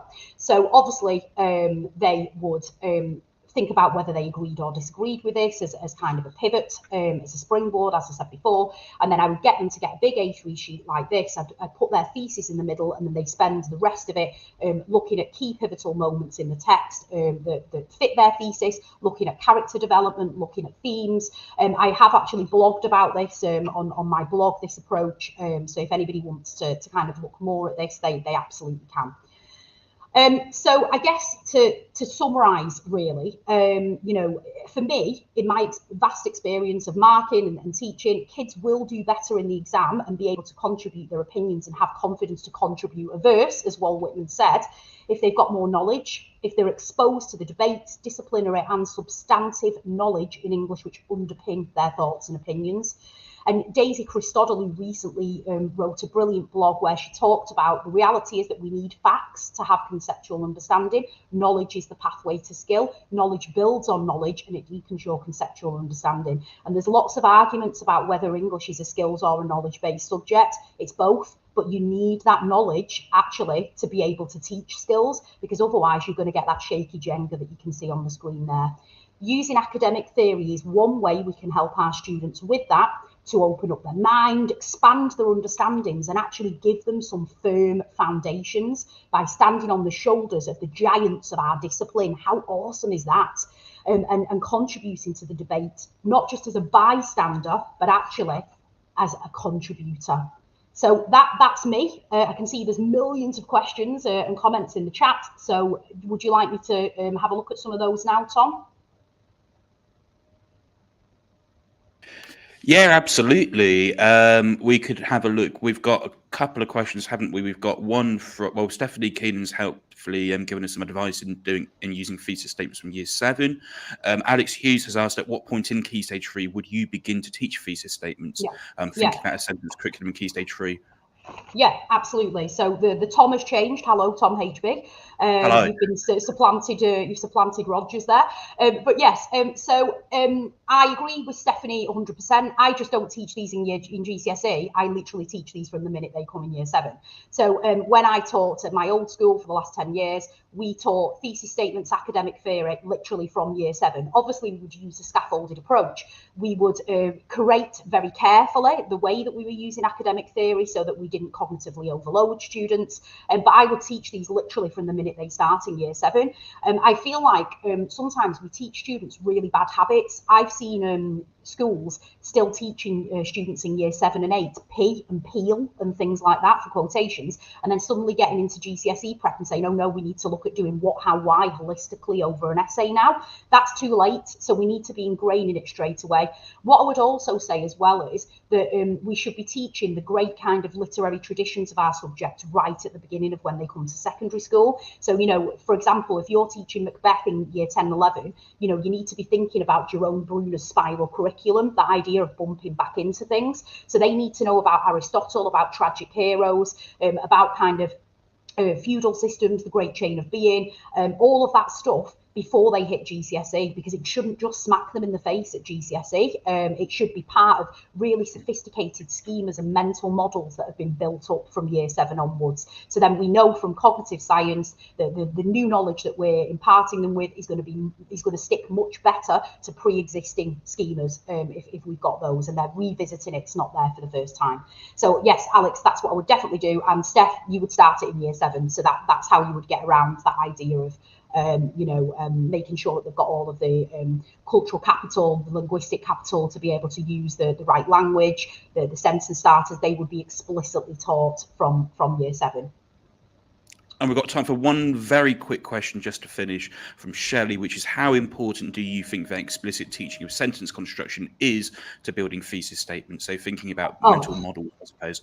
It's everything, is my opinion. It's absolutely everything. So, but academic theory can also help with that, because what we can do is also deconstruct the way that some academic theory paragraphs are also written, to look at the active ingredients of the kind of sentence structures that they use, the kind of vocabulary that they use. And I would say that I know I'm not supposed to do recommendations here, but I would definitely have a look at Jenny Webb and Marcello's book on teaching English grammar. I think that's really important, because I think grammar also has a part to play here as well. Yeah, loads of books available looking at grammar and sentence construction and things as well. So thank you very much, Hayley, for your time today. And I'm sure everybody who's been watching has learned so much from it. So thank you very much. And one of the great things about Teachers Talk events is that we hear from teachers from all varieties of career stage, and to be able to share all of those different perspectives on subjects and domain specific knowledge is so important. So thank you to all of our speakers today. Now our next section is going to be from our sponsor Tasomai. With Tasomai, students learn through personalized quizzes which are created using an intelligent algorithm. For a personalized dashboard, teachers can instantly see where students are doing well and where they need help. So to hear more, let's go to Tasomai. Let's just see if the video is working, which it should. Hello, my name is Murray Morrison. I'm the founder of Tasomai. Tasomai started as an idea that I had when I wanted a way to help my students learn more effectively and help me be quicker and more precise in my interventions. Using techniques I had learned from music and sports coaching, I created Tasomai, which uses low-stakes quizzing to test and teach through retrieval practice and adapted repetition. Over the past 10 years, Tasomai has established itself as an edtech tool able to transform teaching and learning, helping hundreds of thousands of students to improve their outcomes. Its essential power is to be able to personalize deliberate practice and to identify where students need more support and direct them, along with their teachers and parents, to interventions that can help most effectively. The first subject we focused on was science, and we've grown from there. At first thought, using technology in a subject like English may not seem like an obvious fit, but it's great for supporting students who are reluctant to revise or struggle to embed the essential knowledge that underpins more subjective subjects. I could talk about how effective Tasomai can be for English teachers, but I'll let someone who's had first-hand experience do that. Chantal Nichols, teacher of English and Key Stage 5 coordinator at the Sutton Academy in St Helens, told us a lot of her students like maths and science, and some of them find English more difficult because the answers aren't right or wrong in quite the same way. So having a platform that can break a creative subject down and support them in a way that builds knowledge and confidence is really useful. The content enters their working memory, their thinking, and ideally we want it to enter their long-term memory and become knowledge that they can recall at will. Otherwise it's forgotten, and that's what we don't want. So this is kind of the area of memory that tech can really help with. This is where you want to start using EdTech. Chantal also said that in her experience, Tasomai particularly helps boys to get into the subject a bit more. Disengaged boys in English are a really big issue for some, and that's not to say that it isn't also the case for other students, but she's been surprised by how much Tasomai helped to close a gap there in her department. Tasomai for us at Key Stage 4 has been a hugely impactful app. I was just saying to some of the guys before, one of my students who's now in year 12 approached me and said that she feels like she went from a 3 to a 5 because of Tasomai. Not me, teaching her for 3 years, just that. So thanks, Lucy. As well as helping students, Chantal also finds this is a great tool for teachers, as she can quickly identify misconceptions on a student or class level and set up interventions to help. As a teacher, it's so useful. You get a dashboard and you can see the accuracy of your students, and then that's helped me kind of think about seating plans and things like that as well. I've tried to put certain people together. It's helped me to know what I need to plan going forward. So yeah, it's been really useful. If a teacher were to go through all of the homework marking manually to try and identify these gaps in student knowledge, it would take hours, as you probably know. And Tasomai makes it just so much easier to spot those knowledge gaps and act on them quickly. We've also recently trialled an AI-powered tutor called Mai. During quizzes, students can open a chat screen where they can ask Mai for help with the question that they're stuck on. Mai has been programmed to help and guide students, but won't give away the actual answer, and it can't be distracted by off-topic or inappropriate questions. This is a really exciting development that promises to give many more students the opportunity to ask questions and get meaningful feedback, and it's part of our package. If you'd like to find out more, request a demo or start a free 3-week trial, then scan the QR code. You can also email us if you have any questions. Thanks very much. Fantastic. Also with Tasamai, I think he mentioned that at the end there, if you sign up for the free trial, you also get a free poster, which is delivered, which is a English careers guide poster, which sounds interesting. We will throw up that QR code again later on. I'm now going to introduce, hopefully, our next speaker, which is Catherine. Hello, Catherine. How are you? Hi, Tom. I'm good. How are you? Not too bad, not too bad. Good. I'm just going to give a quick introduction for Catherine. Her talk's going to be on modelling for excellence, teaching imagery at Key Stage 3. Catherine is an English teacher based in Oxfordshire, currently working on her school's English enrichment programme for the most disadvantaged students, which involves pre and over teaching of the Key Stage 3 curriculum ahead of the rest of the cohort in order to build confidence and success in reading and writing. Just before I hand over to Catherine, it would be a good time for me to give a massive shout out to all of our sponsors today on Teachers Talk Event English. We've got the literacy company, Tasamai, who you've just heard from. You're going to hear from the Reading Solutions UK, from My New Term, and the English department. Really proud to partner with all of these companies and individuals. They're absolutely fantastic. They do a huge amount of work for everyone in the teaching community. So we'll be hearing a little bit more from them later on. Without further ado, Catherine, I'm going to now hand over to you. Thank you very much, Tom, and thank you so much for having me. And as Tom says, I'm really excited to talk this morning about teaching imagery at Key Stage 3. Catherine, before you start, I'm going to be really annoying. Sorry. You just hide on that thing? Yeah, sorry, Tom. Thank you. Cheers. That's all right, no worries. That's it. Brilliant. Talking about teaching imagery at Key Stage 3. And particularly, as Tom mentioned there, I'm currently working with my department on our school's enrichment programme for year 7, 8 and 9. So we're kind of dealing with our pupils who are our lowest prior attainers, who may have reading ages quite below the average of the rest of their cohort. So a lot of the work that we do with those students, as with all of our students, is about kind of the making the implicit explicit. And when it comes to creative writing, there's really no more an important time to think about that. So whilst I'm going to be talking specifically about our year 7 curriculum today, I've been using this with all of my classes all the way up to year 11 and have found it a really powerful way to teach imagery, not just analysing it, but writing it. And this kind of came out of 2 discussions that I had, one of them with my department, which is the agreement that our year 7s come to secondary school as pretty skilled creative writers. You know, they can tell you what a simile is, and they can identify similes, and they can say, oh, it's a comparison between 2 things using the word like or as. And then when it comes to writing similes, suddenly you get a blank, or they lean very heavily on kind of cliche. They lean heavily on animal imagery, which isn't a bad thing, but kind of does limit them slightly. And just like for us as English teachers, you know, these are well-read students and they've got a much bigger bank to fall back on. But for lots of our students, that really isn't the case. And then the other conversation was with my colleagues themselves, who admitted actually when it comes to teaching creative writing, we can talk about imagery all day, and then when it comes to actually supporting our students to write it, it becomes a little bit harder. So that's kind of what inspired the thinking for today's talk. And this is how I start with the students, and I use it with year 7 in this exact format. So giving them this Venn diagram as a visual, partly because it's something that they understand, but also it's because the way I teach metaphorical language is about a movement from one place to another. So we start by kind of identifying tenor, ground and vehicle and talking about what those terms actually mean.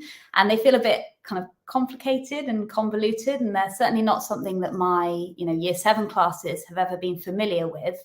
But I describe it as tenor being the subject of the metaphor, the thing that we want to describe.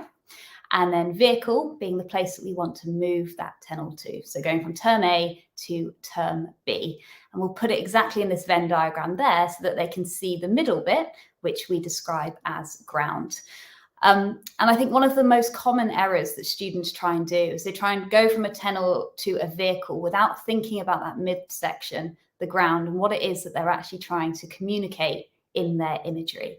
So let's say, for example, students are writing a descriptive setting of a spooky graveyard, and you've given them all of their sentences, frames and scaffolding around the moon in the sky, and then they present you with the simile, the moon in the sky like a dinner plate, which is a simile. And it's really hard to communicate why that might not be the most effective vehicle for the tunnel of the moon. And being able to explain that why is a lot about the ground that's there in the middle. So in practice, it looks like this.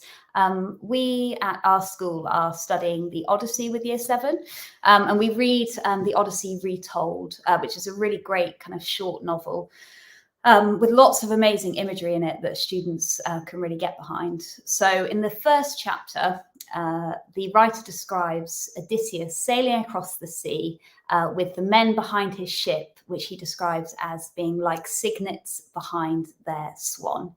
So we go back to our Venn diagram from before, and we split up this image, this simile, into those 3 subsections. We agree that the tenor is Odysseus and his men. The vehicle is a swan and its cygnets. And for this particular one, we talk about the kind of double layered simile there. So we've got Odysseus and the swan and the men and the cygnets. And then the way I would do it is I'd spend time with them talking about how we'd fill in that ground section. So what does Odysseus have in common with a swan? What do his men have in common with the cygnets? And then particularly, how does those 2 images work together in terms of the positioning on the water or the way that the men follow Odysseus? So for example, we think of swans as graceful and effortless on the water, gliding across the waves, showing Odysseus is a skilled captain. Odysseus, of course, leading the way like the swan leads the cygnets, and then talking about how the cygnets are vulnerable and therefore rely on the swan for protection and guidance, just as Odysseus's men rely on him.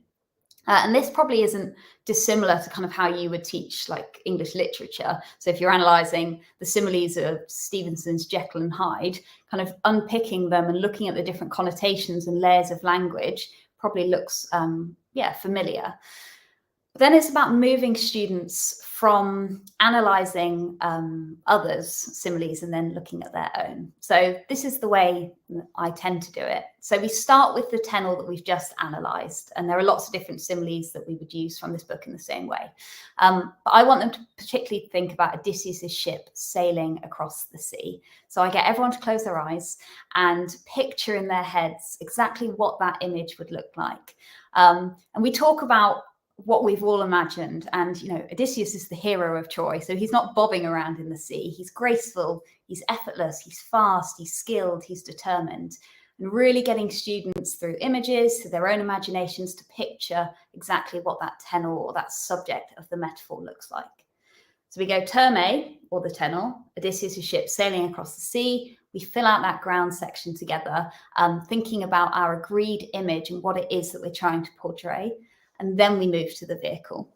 Now, kind of like the dinner plate in the sky example, we have to make sure that our vehicle is appropriate for the context in which we're teaching. So if we're setting our short piece of creative writing in ancient Greece, then we can't have anything that's going to not fit into that contextual writing. So if we're describing something that is graceful and fast, we might describe it as being like an arrow. If we're describing a thunderbolt, maybe a slightly less expected simile, but something that's really kind of fast, mirrors the eagle, the poem of falling like a thunderbolt, and what that suggests or connotes. As an eagle through the air, as winged Hermes, so using their knowledge of the text to be able to create some similes that work well with their understanding of ancient Greece and the different characters that Odysseus would have met along the way. as lightning strikes and like a comet. Okay, so these ones with a bit of help from me is what my year 7s came up with. And again, we talked about why some of their example similes maybe weren't as appropriate, and that's the list that we came up with. So students had that in their book ready to go. Then, of course, it's about making that into imagery that really works as part of their writing. So kind of the second stage of modeling it for me is about using the verbs that we can use to support that imagery, as well as whether or not we're going to put that simile at the front. Do we think a metaphor is better here because it's describing something in a much more vivid or direct way? So there are a few examples there. Odysseus' fast black ship plunged through the waves like an arrow. Well, plunged isn't going to work with the winged Hermes example. So we talk about how we can really build on that imagery and make that image really strong by using those examples. And then what's quite fun is getting students to come up with those similes themselves and then get them to analyze each other's. So that last one, Odysseus' fast black ship, was a comet hurtling towards Ithaca. A student wrote this, and then we gave out our similes around the class, and they had a go at kind of unpicking it as we did with the first example. Talked about hurtling, his determination, his speed, kind of the sometimes quite chaotic energy with Odysseus and his crew, if you're familiar with the story, and what comet suggests as well. So it kind of led to a conversation around extended metaphor as well, which was really helpful. And then the final thing that we do, so this picture at the moment on our scheme of work is the image that we give to students as a springboard for their own creative writing. So almost in the style of GCSE, but not. We ask students to write a description of this image, pretending this is a snapshot from Odysseus' journey where he comes across Poseidon. And we have a conversation around which elements of that image we want to turn or move into metaphor. So we speak about the fact that if we're describing the movement of the waves, that's going to be an entirely different vehicle to if we're describing the color of the waves, or if we're describing the size of the waves, or if we're describing Odysseus' ship and its position on the waves, or indeed Poseidon and his horses, his size versus in that picture, tiny Odysseus. So we're really clear with students that actually they need to be so clear with what that image is in their mind before they start describing it. And then we can kind of start to extend that into metaphor. I'm mindful of time. A lot of this comes from, and I hope that this is okay, Tom, because I heard Hayley mention before about not recommending things, but these are all free and available to access. David Didau and Jennifer Webb have talked about both of these things. David Didau, particularly in terms of the making the implicit explicit, talks a lot about using metaphor in its literal meaning or translation, which is to transport. So ideas of transporting image. And then Jennifer Webb has talked a bit about metaphor and when it's appropriate to use it, when it's more appropriate to use something else. So kind of the strength of imagery that we're using as well. So if you want to read some more about it, I feel like I've kind of blasted through something that has taken a little bit of thought, but these will be two really helpful links to go ahead and access. So yeah, that's about all. Catherine, just to clarify for everyone out there, it is brilliant that you have recommended and referenced materials. That's what we're all about. It's all about referencing and sharing of materials. So absolutely, to make that clear, fantastic. Anything you recommend, we recommend. So thank you very much for that. That's absolutely great. Amazing presentation. And yeah, thanks so much for giving up your time to do it. Thank you so much for having me, Tom. It was excellent. So cheers. Thank you. Cheers, yeah. Bye. We've now got next is, not Lorraine, is Vanessa, who hopefully we'll bring on screen in a second. There's Vanessa. Hello, Vanessa. Good day to you. How are you today? Hello, I'm fine, thanks. How are you? I'm not too bad. This has been an absolutely amazing sort of event so far. Just amazing presentations, brilliant sort of atmosphere online as well. So it's been brilliant. Just to remind everybody, if you're interested, if you're on social media, then go on the hashtag TTR English. You can see lots of people sharing on there about their experience from today. We'll also be sharing any relevant links on that hashtag that appear today, including what you've seen from Tassamai. and the literacy company so far. We will share those later on TTR English as well on socials. We're really proud, I must say, at Teachers Talk Radio of our teacher-centric offer. As you'll see today, we've got new voices, we've got known voices in the community, we've got everybody really from across the range. And we're really interested in platforming teachers, classroom teachers, which again, we've done today. Really proud of that. And if you're interested in either hosting on Teachers Talk Radio, maybe you're interested in presenting at one of these events, maybe you want to do what Vanessa will be doing next, then definitely get in touch with us at ttradio.org/contact. You can submit the form there. Just say, I'm interested in presenting or I'm interested in hosting. Teachers Talk Radio hit 1 million downloads of our podcast just last week, which is incredible and a testament to everybody out there who's been involved in that since day dot, including Tom, who is obviously behind the scenes today helping out as well. Vanessa, I'm going to give you an introduction now. Absolutely delighted you could make it, by the way, because I know you couldn't make it in Manchester, so unfortunately, due to just that nightmarish time of the year, basically. So it's amazing that you've been able to do this today.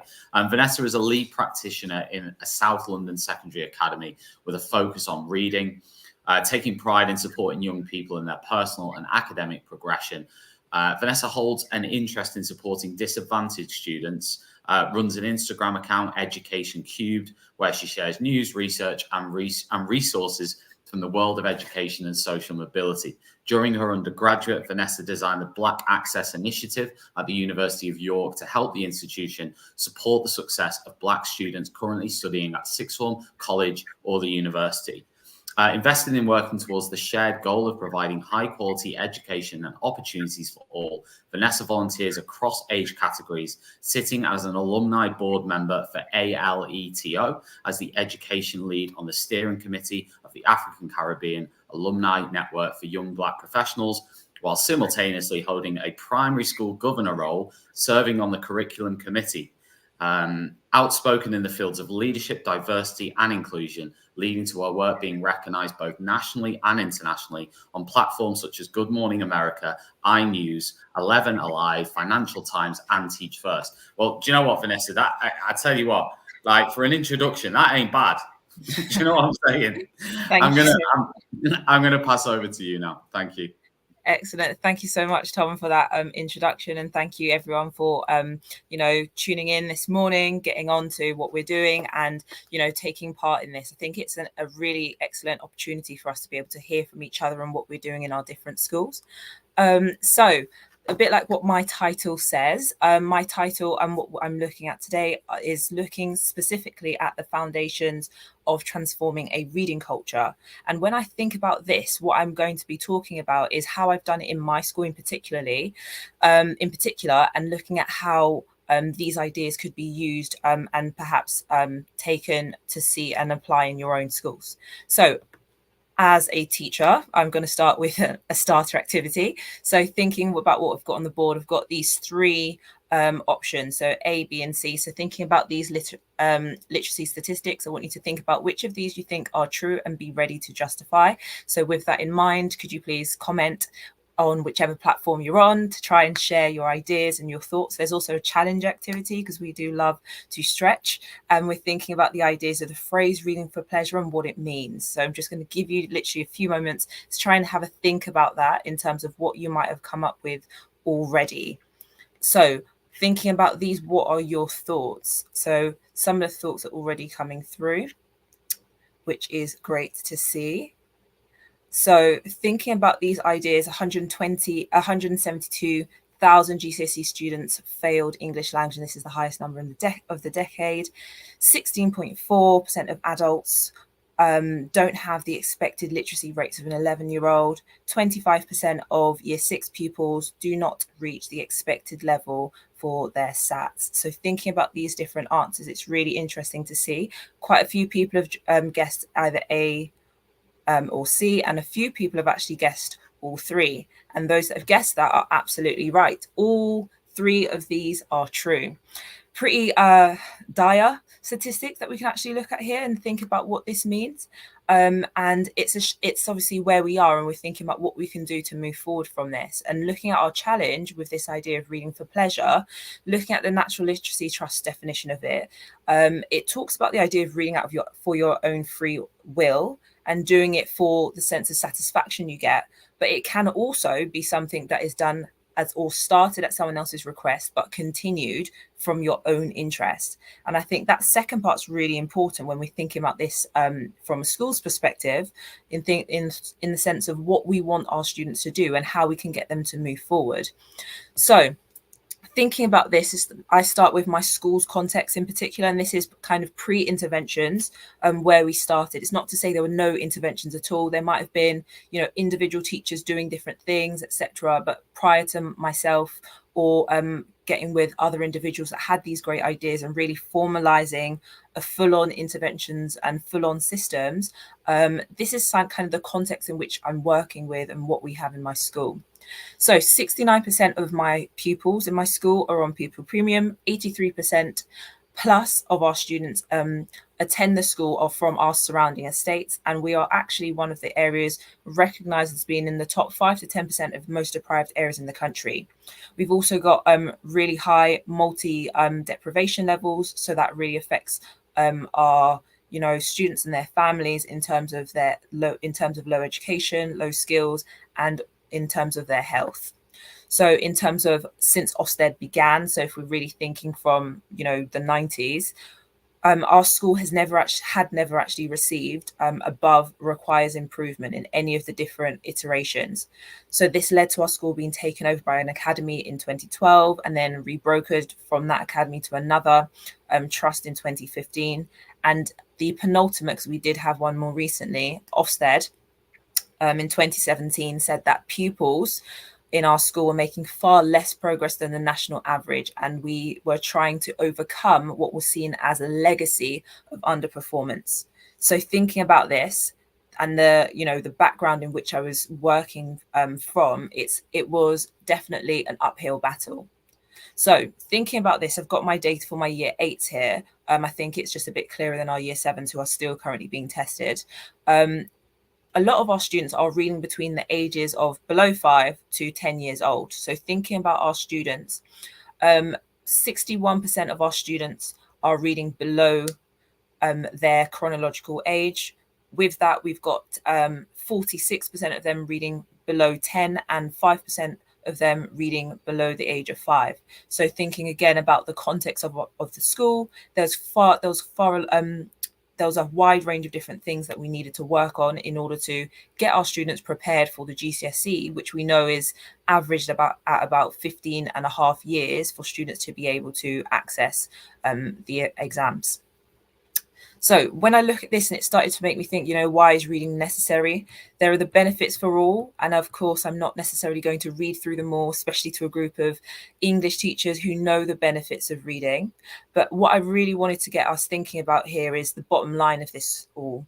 And ultimately, for us to really maximize those benefits that we know exist when it comes to reading, we really want to recognize the importance of getting our students to read for pleasure, not just as us as English teachers, but as a whole school, and how we can do that. So thinking about my school's context, post-interventions, we've now reached a point in 2023, so it was earlier this year, we finally received our first ever good Ofsted. I'm sure you can tell, even from me smiling already, it was literally an amazing achievement, something we're really proud of having, and something that was even noticed and mentioned in our Ofsted report is the idea that reading is a priority for all leaders and that pupils receive specialised support. So it's still an ongoing progress, but this is, it's really been encouraging for what we want to move on to next. So thinking about this, when it came to me developing the interventions we have in my school, I started with my main priorities. And as part of my main priorities, I really wanted to think about the ideas of creating a sustainable, and I think that's a key thing here, approach to reading that was research-backed and research-led, but also something that would not only have our students being able to better be able to pass their GCSEs and not be a part of the statistics we saw in the starter activity of having to retake in the future, but also have them to have those long-term and wider benefits given the multiple levels of deprivation that exist for the surrounding community where many of our students come from. So in order to achieve this, I started to think about our short-term goals, and my short-term goals for the school was to create effectively my own school's reading rope that I would be able to develop. So kind of taking from Scarborough's reading rope there in terms of how we'd be able to have a cohesive, so thinking about all departments and all subjects, and buildable approach to reading so that everything that we did was therefore integrated. So in terms of thinking about what we're doing in order to develop and reach these goals, what I've been doing is a list of different things in which I'll go through. But what is really important to mention is that it's really about this constant refinement. It wasn't just about me introducing them, but really then after introducing it, taking feedback and even taking questions and feedback before introducing it, especially to key individuals and advocates I have in different subjects. So some of the things that I do in my school is I've developed a reading buddy scheme. So for one-to-one interventions for our wave 4, which is our weakest readers, we have delivery of breakfast CPD, working on strategies such as decoding and vocabulary. Research Weekly, where each week I will share bite-sized types of information to do strategies and research for all in terms of widening understanding and teachers being able to take these to implement in their classrooms. SPAG marking sheets, something that pretty much every school has already, but this idea of having something which has been demonstrated in CPD of how we want these to be done and how we want these to be used across the school.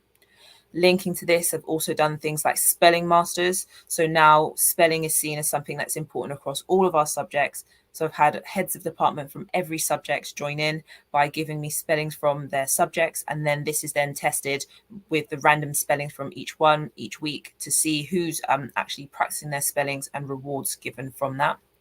Student leadership. So we've got our student library leaders, and this is something that I've also introduced in the last 2 years actually, and thinking about this, about getting our students to have that ownership of their library and what they want to happen and make decisions about it, and taking it seriously and interviewing in order to receive this role, and having opportunities to present. So things like parents' evenings, open evenings, or opportunities such as World Book Day. Looking at these two is in terms of staff, we've got things like reading posters on our doors and the initiatives such as Getting Caught Reading, so showing that they're readers themselves. We have reading hours, which are comprehension based activities for some of our middle ability readers in order to support them with their reading. And these are done across the school with staff from across the school who have been given CPD in order to understand how to run these processes. And reading rivers and booklets. This is something I literally just launched on Wednesday, and thinking about this in terms of what I'm doing in my school. It's that wider and hinterland knowledge that we want our students to be able to grasp. So they have wider reading booklets which are targeted towards our challenge readers, so our students that are on target for their current reading age or above in terms of their actual reading age, their chronological age, in order to push them so that they can actually start to not only have that information, but be able to add more of it into their actual work that they're doing in lessons.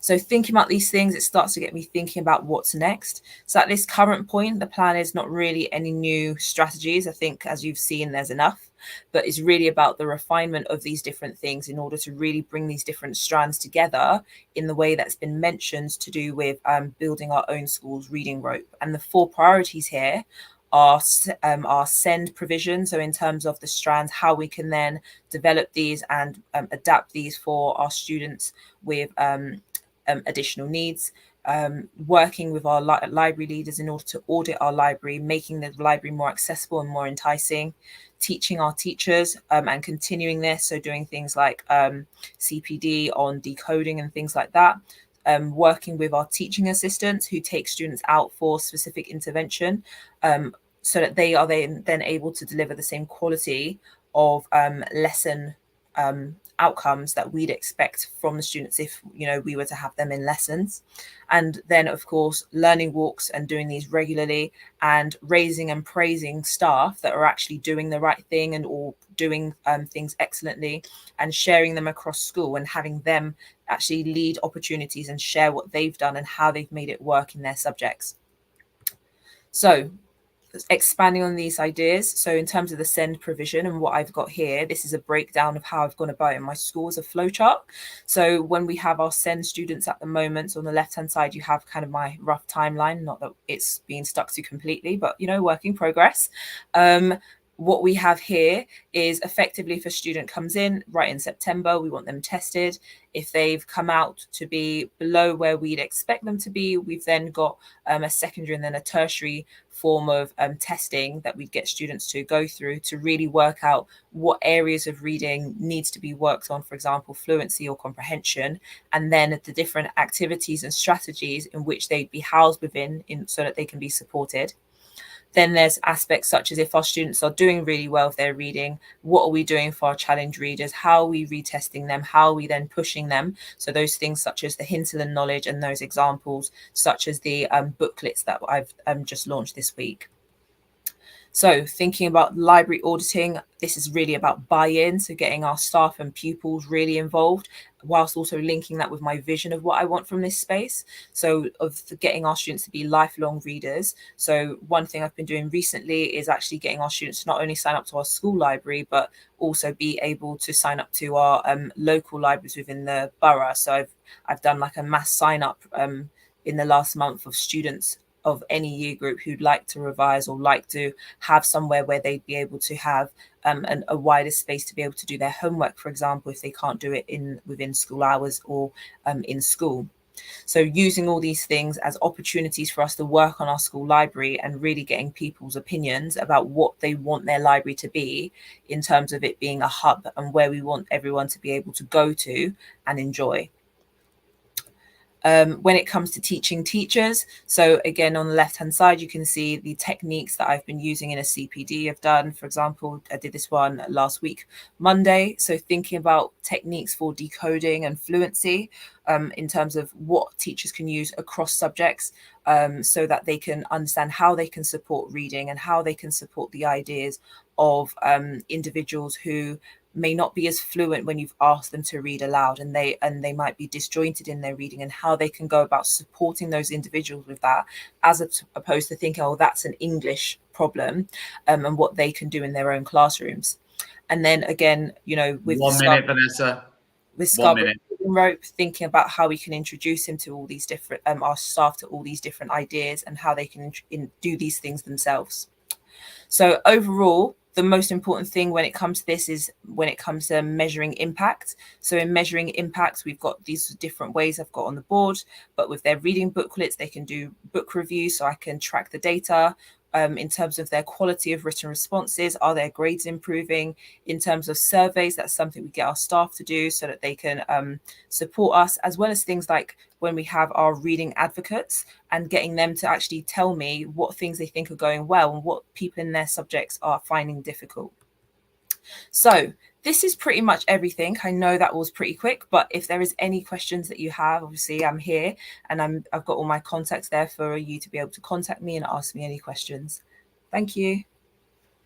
Thank you very much, Vanessa. As my school's literacy coordinator, I found all of those approaches really useful. So thank you very much for sharing that. It was a really fantastic presentation. So thank you very much. Now we're time to hear from one of our next sponsors. Are you looking to engage your students and improve reading results?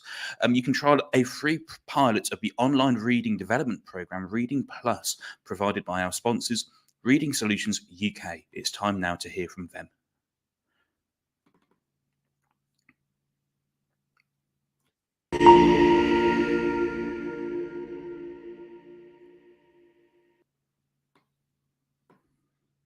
Hi, I'm Johnny from Reading Solutions UK, the home of the online reading development programme Reading Plus.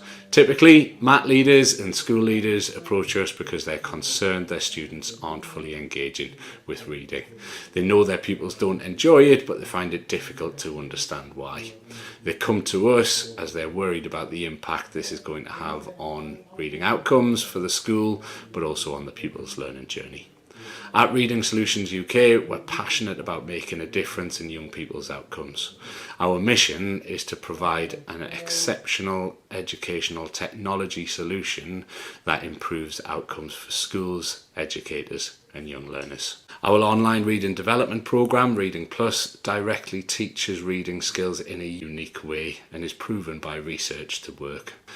There are other reading programmes, but none explicitly focus on fluency through developing reading efficiency and automaticity, two of the critical building blocks of silent reading fluency.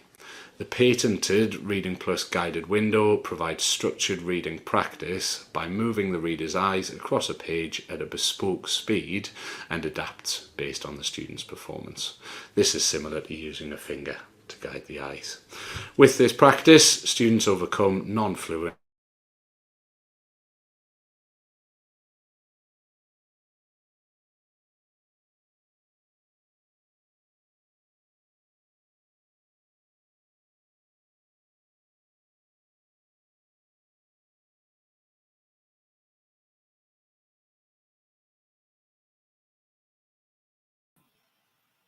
It looks as though potentially that video is just sort of temporarily frozen. So we will come back to that video in later on today, maybe definitely before the end, and make sure we can get that video going as best that we can. I'm not sure actually if I can. Yes, I can. There we go. We're back. We're all right. We're okay. We're good to go. We've got next, hopefully coming up in just a moment. We've got our next speaker, and that is, with a bit of luck, is Manal. Let's see if Manal is here. Yes, I think she is. I'll just bring her on screen if I can. Hopefully, she can turn her camera on. Manal, are you there? Do you want to turn your camera on? There we go. I can see you've unmuted. If you want to turn, there we go. If you want to turn your camera on, that would be fantastic. Lovely. Can everyone see the slide of the PowerPoint? We can see the slides. We just can't see you. I apologize for that. I'm just having some technical issues. Okay, but we can see the slides. We can see the slides. I'll just give you a little introduction of what you're going to talk about. So Manal is going to talk. Is a secondary English teacher in East London. She's in her 4th year of teaching, and is the whole school reading coordinator and accelerated reader lead at her school. So absolutely fantastic to have you here. Really excited about this presentation. I know we have been for a while. So I'm going to hand over to you now for your 15 Thank you very much, Tom. Lovely. So hi, everyone. Thank you so much for joining in today. We've had some amazing speakers just before me, and we have many great ones coming off. So as Tom introduced me, my name is Manal Zahid. I'm an English teacher working in East London. I do apologize for no camera. There are some technical issues, but feel free to check my Twitter if you want to see how I look. My session for today will be focusing on reading fluency. So what it is, why is it needed, and how to implement these strategies to support pupils' fluency. Reading fluency is defined in the science of reading comprehension as reading with accuracy, automaticity, and prosody. So with very few errors, looking at pupils' reading speed, and a focus on their expression and intonation. This work is done largely by Dr. Timothy Wasinski. Apologies, I'm just looking at the slides now and I realized some of the formatting is a bit squashed. So hopefully afterwards you get a copy of this, hopefully it will be a little bit more clearer. Dr. Timothy Wasinski furthers this by creating a fluency scale. So he essentially outlines how to support reading fluently. And this is all taught and assessed by rehearsed reading. So now we know what reading fluency is, But what is the necessity and the need to focus on it? We essentially want to build skilled readers, especially from the effects of the COVID pandemic, which have greatly impacted schools. Reading fluency is largely celebrated through the success it brings to pupils' understanding of the text rather than focusing on how to read the words, which can obstruct their ability to access the text and assess it, looking at its meaning.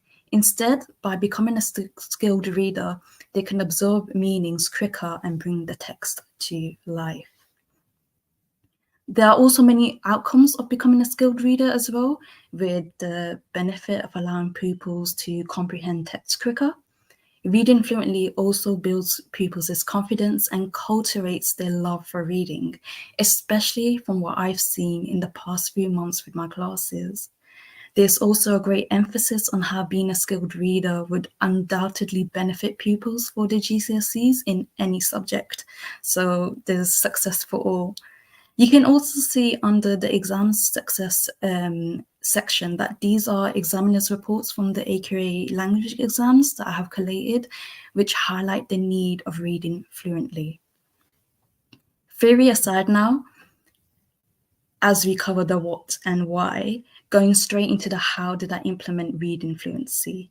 So I'm not sure if I'm able to get rid of the previous, oh no, sorry. But underneath this image was just basically an animation of some work that I did with the class. And I began in September with my Year 7 class, as it is a new strategy. And when introducing it, it's always best to build it up the year groups as time progresses to ensure there's consistency throughout. I firstly looked at a passage from the text we are currently studying, which is Patrick Ness's Amongst the Calls, and asked the pupils how would they read this. I did not give the pupils any guiding questions, and I just wanted to see what pupils would identify as key features whilst reading. In the examples, you can see a lot of pupils were instantly drawn to the punctuation marks from when they may change their tone or their volume, which was great for me to see that they were conscious of such features whilst reading. However, when going through the extract, they were stuck as to what emotions or expressions they should have whilst reading. Some people's ability to read is great. They find reading with joining the words and letters easy. As you can see in the self-assessment sheet at the front, one of the pupils highlighted the number 4 option. However, we know that this is only one aspect of reading fluently. A lot when self-assessing their reading struggled with knowing the correct expressions whilst reading, therefore not really knowing how to access and understand the text completely because they're unable to place themselves directly in the story, understanding the characters' emotions and dramatic moments. Therefore, when thinking of a mnemonic to present in which pupils and staff can easily remember and refer to when reading, like writing with pencil or PEE, I thought to create ACT whilst reading to support reading fluently. So each letter essentially translates to a key feature of how to read fluently, linking in with the beginning slide in which I covered prosody. So the A stands for changing your volume, C is for your tone, and T is for your pace and when to pause. I began to give pupils guiding prompts at the beginning of each lesson with a key extract from the chapter we would read. So the questions prepared pupils' understanding of characters' emotions so that when they read, they are in role and essentially they're following act. The question prompts also enabled me to see that not all pupils understood what tone is or when to pause and why. And that was really beneficial for me to spend time going through those terms and applying it to pupils' learning through the ACT extract sheets. So as time progressed, so did pupils' understanding and their ability to read fluently. It's great now in class to give pupils the ACT extract sheet and watch them go straight into exploring the 3 areas. Also, as you can see, the lovely use of highlighting, I found that color coding also visually supports pupils reading with ACT as it serves as a guide for them. Another thing which was super helpful, so in terms of differentiation, was using emojis. So just like in real life, great ways for people to communicate. For those who are maybe on the EO register or weaker and need some form of support, the emojis help greatly with the volume and tone aspect.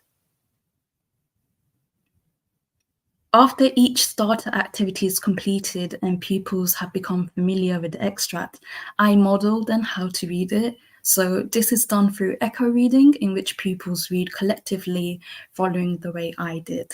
The I do, you do, the I do, we do, you do concept is finalized through a home assessment using Microsoft Teams. I know schools use different online platforms which the pandemic has exposed us to. My school uses Team, and its new reading feature is absolutely amazing for assessing fluency. After pupils read the extracts we practiced in class at home, Teams provides a report of their reading, which I'm sorry that you're not able to see because I have the slide animations up, but hopefully after, when I can share this PowerPoint, everything will make much more sense. So essentially in the Teams report of their reading, you get to see what they read well, what they missed out in terms of their wording, their accuracy in reading, and what words it is that they need to practice.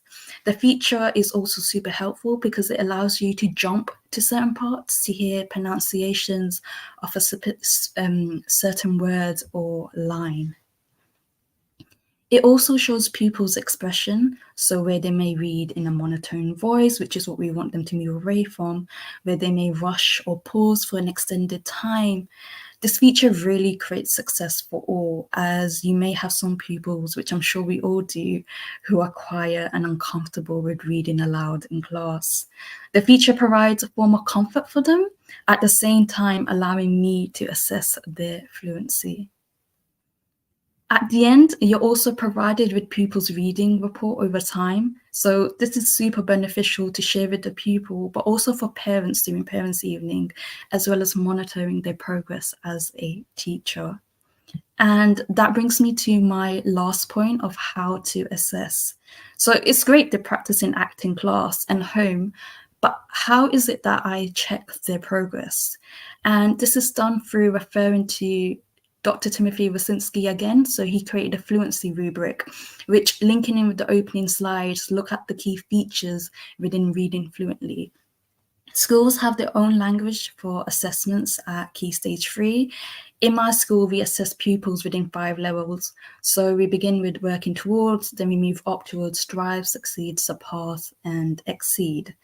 I used each of the levels to apply it directly within the rubric.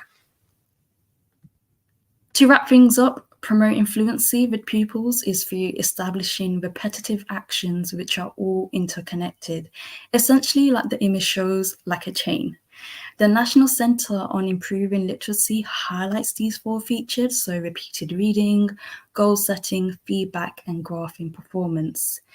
And I have linked in the actions that can be completed to meet them. So, for example, with feedback, using it in class, perhaps peer assessments, making pupils more confident using the Wasinski's method as time progresses, using Teams. It can even be if you have any sixth forms pupils that can come in and support, looking at how other pupils read. Thank you so much to everyone that joined in and to the lovely team at Teacher Talk Radio for this amazing opportunity. I am honored to have been able to present that. Have a lovely day and enjoy the great CPD the day has to offer and has offered. Thank you very much, everyone. Thank you very much. That was absolutely brilliant, and we really enjoyed it. Now, let's hopefully try and, second time lucky, hear from Reading Solutions. We've just had a talk on reading fluency, and Reading Solutions UK's online reading development programme, Reading Plus, helps to develop reading fluency amongst students who are struggling with their reading. So let's hope this works the second time and we can hear from Reading Solutions.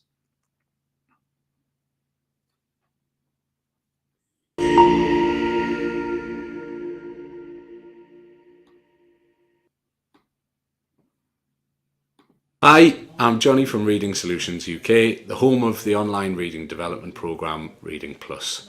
Typically, MAT leaders and school leaders approach us because they're concerned their students aren't fully engaging with reading. They know their pupils don't enjoy it, but they find it difficult to understand why. They come to us as they're worried about the impact this is going to have on reading outcomes for the school, but also on the pupils' learning journey. At Reading Solutions UK, we're passionate about making a difference in young people's outcomes. Our mission is to provide an exceptional educational technology solution that improves outcomes for schools, educators and young learners. Our online reading development programme, Reading Plus, directly teaches reading skills in a unique way and is proven by research to work. There are other reading programmes, but none explicitly focus on fluency through developing reading efficiency and automaticity, two of the critical building blocks of silent reading fluency. The patented Reading Plus guided window provides structured reading practice by moving the reader's eyes across a page at a bespoke speed and adapts based on the student's performance. This is similar to using a finger to guide the eyes. With this practice, students overcome non-fluent reading behaviours. As students improve their silent reading fluency and their reading stamina, they can focus their efforts on comprehension, the ultimate goal of reading. This is a fundamental skill to access the whole curriculum. This skill becomes increasingly more important as students enter Key Stage 3. Our recent white paper, Reading in Key Stage 3, Challenge, Impact, Outcomes, explores the Key Stage 3 landscape and discusses the broader implications of developing an effective reading culture. Reading Plus is proven to improve reading results for all students, especially with those reluctant readers, students eligible for Pupil Premium, EAL and SEND students. Our recent efficacy study with the Derby Research School and alongside Spencer Academies Trust found that pupils eligible for Pupil Premium who used Reading Plus made 97% more progress than those pupils who didn't use the programme. Our most significant improvement was seen in SEND pupils who achieved 119% more progress than SEND pupils in the control schools. Students begin Reading Plus with our adaptive insight assessment. This provides a data-driven baseline in under 40 minutes with results that accurately identify each student's specific strengths and reading gaps. Using these results, students are placed on a personalised reading journey. Students who struggle with reading will be provided with additional scaffolding and support, and greater depth students will be challenged. Any reading development programme is only as good as the quality of its implementation. We pride ourselves on offering high quality training and support to ensure the implementation of Reading Plus is simple, effective, sustainable and scalable. We do this for free for the duration of your time with us. We'd love to work with you to uncover your needs and explore how we could complement your current reading strategies. Head to our website, readingsolutionsuk.com, to book an introductory call.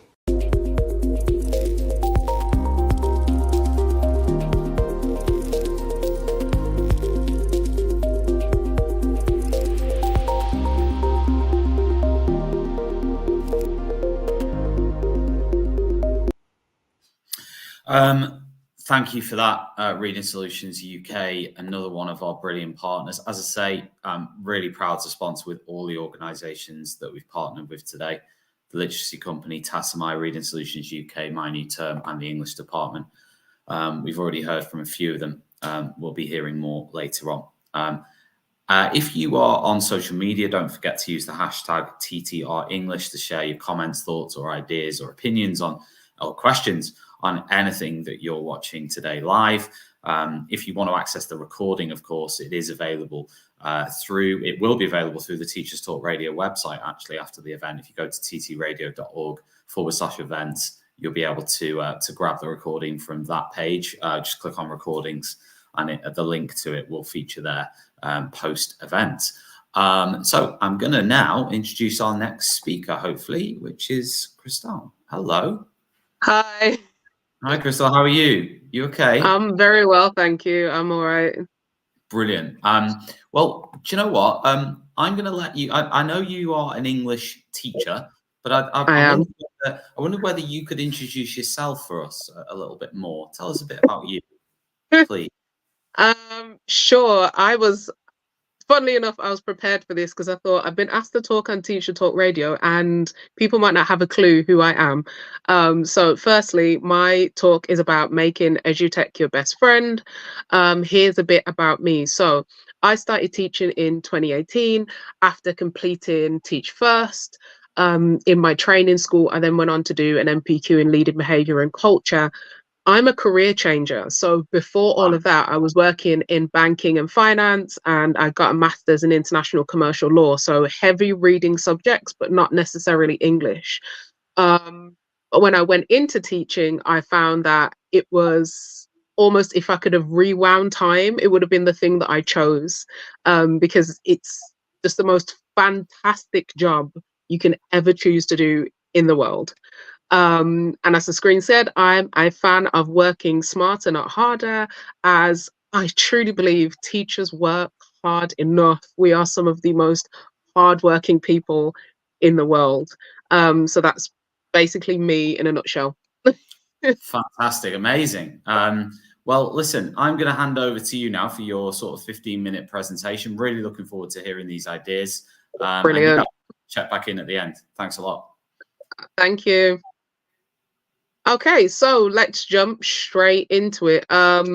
So what are the stats? The statistics are shocking, eye-opening, but probably not unknown to any one of us on this stream right now. So 79% of teachers surveyed, they are already using EduTech every day. 60% of academy school teachers don't think there is enough training for EdTech. I can definitely agree with this for someone that used to work at an ARC academy. Not enough teachers or even students are really capable at using education, technology and education. And lastly, 14% of teachers have never heard about educational technology. So about a week and a half ago, my school sent me to Bangkok to present at a conference for teachers ran by an organization called Fabicia. And there was so much talk about EdTech amongst teachers, and there were almost two camps. There were we're quite well versed in it, we use it every day, and we have no idea this technology is out there. Please teach me because I'm drowning.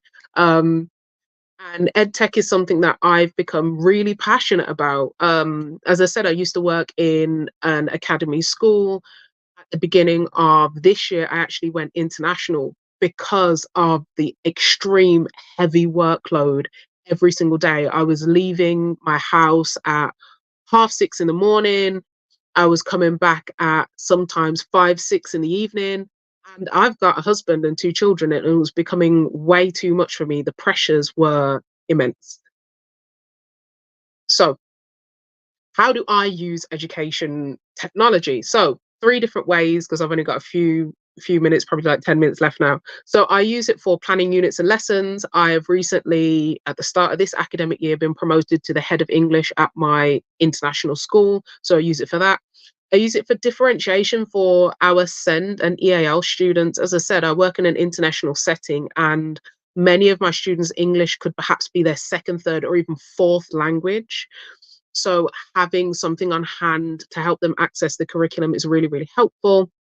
And resource creation. One thing I've found, especially going internationally, working under the Cambridge syllabus, resources are quite scarce, and it seems like, unlike when I was in my English school, where I could contact teachers whenever I wanted within my academy network and share resources, there's not that many resources out there. So I use it for resource creation as well.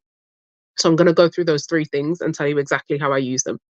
So, resource creation. I use a lot of websites and things like that to fill in the context for my students. As I said, my students are international students that don't necessarily have the background context that they always need to access a text. I can't just stick a video on the screen because the language is not always accessible for them. So I found that Google Chrome extensions like Print Friendly are really, really helpful. You just install it on your browser, find a website that you like. I use a lot of British Library articles, and you can take out the bits of the articles that you don't need, save the rest as a PDF, and share that with your students. I also use this website, Flat Icon. I'm sure there's others out there. I think Noun Project is quite a popular one as well. But I find that that's really helpful for dual coding. So I'm probably preaching to the choir already, so I don't need to tell you about the benefits of dual coding, but I use that heavily with my EAL students. I recently used it in a scheme of work for Macbeth, and they found it really, really accessible. So resource creation is one great way that you can use EdTech. Next is planning. So there are a ton of websites out there that do this now. And given the platform, I'm not going to promote any single one, but these are just some of the things that I use on the platform that I use. And these are probably going to be on the platforms that you use as well. So lesson plan generators, not necessarily to produce a lesson plan to share with others, but sometimes it can give you some fresh ideas on how to put some more creativity into your lesson. I find as English teachers, sometimes get stuck in the vein of, let's read something, let's do some questions, and it becomes a bit repetitive. There is I've got that on there twice, it shouldn't be on there twice, but a choice board generator. This is one that I've been playing around with recently because I found that my students really engage with the lesson when they have choice when it comes to a group activity or an individual independent practice. So generating a choice board has been really, really helpful. It allows me to see what I need to see from their work, but in the format that they're happy to give it to me in. And it's really nice to give them that choice.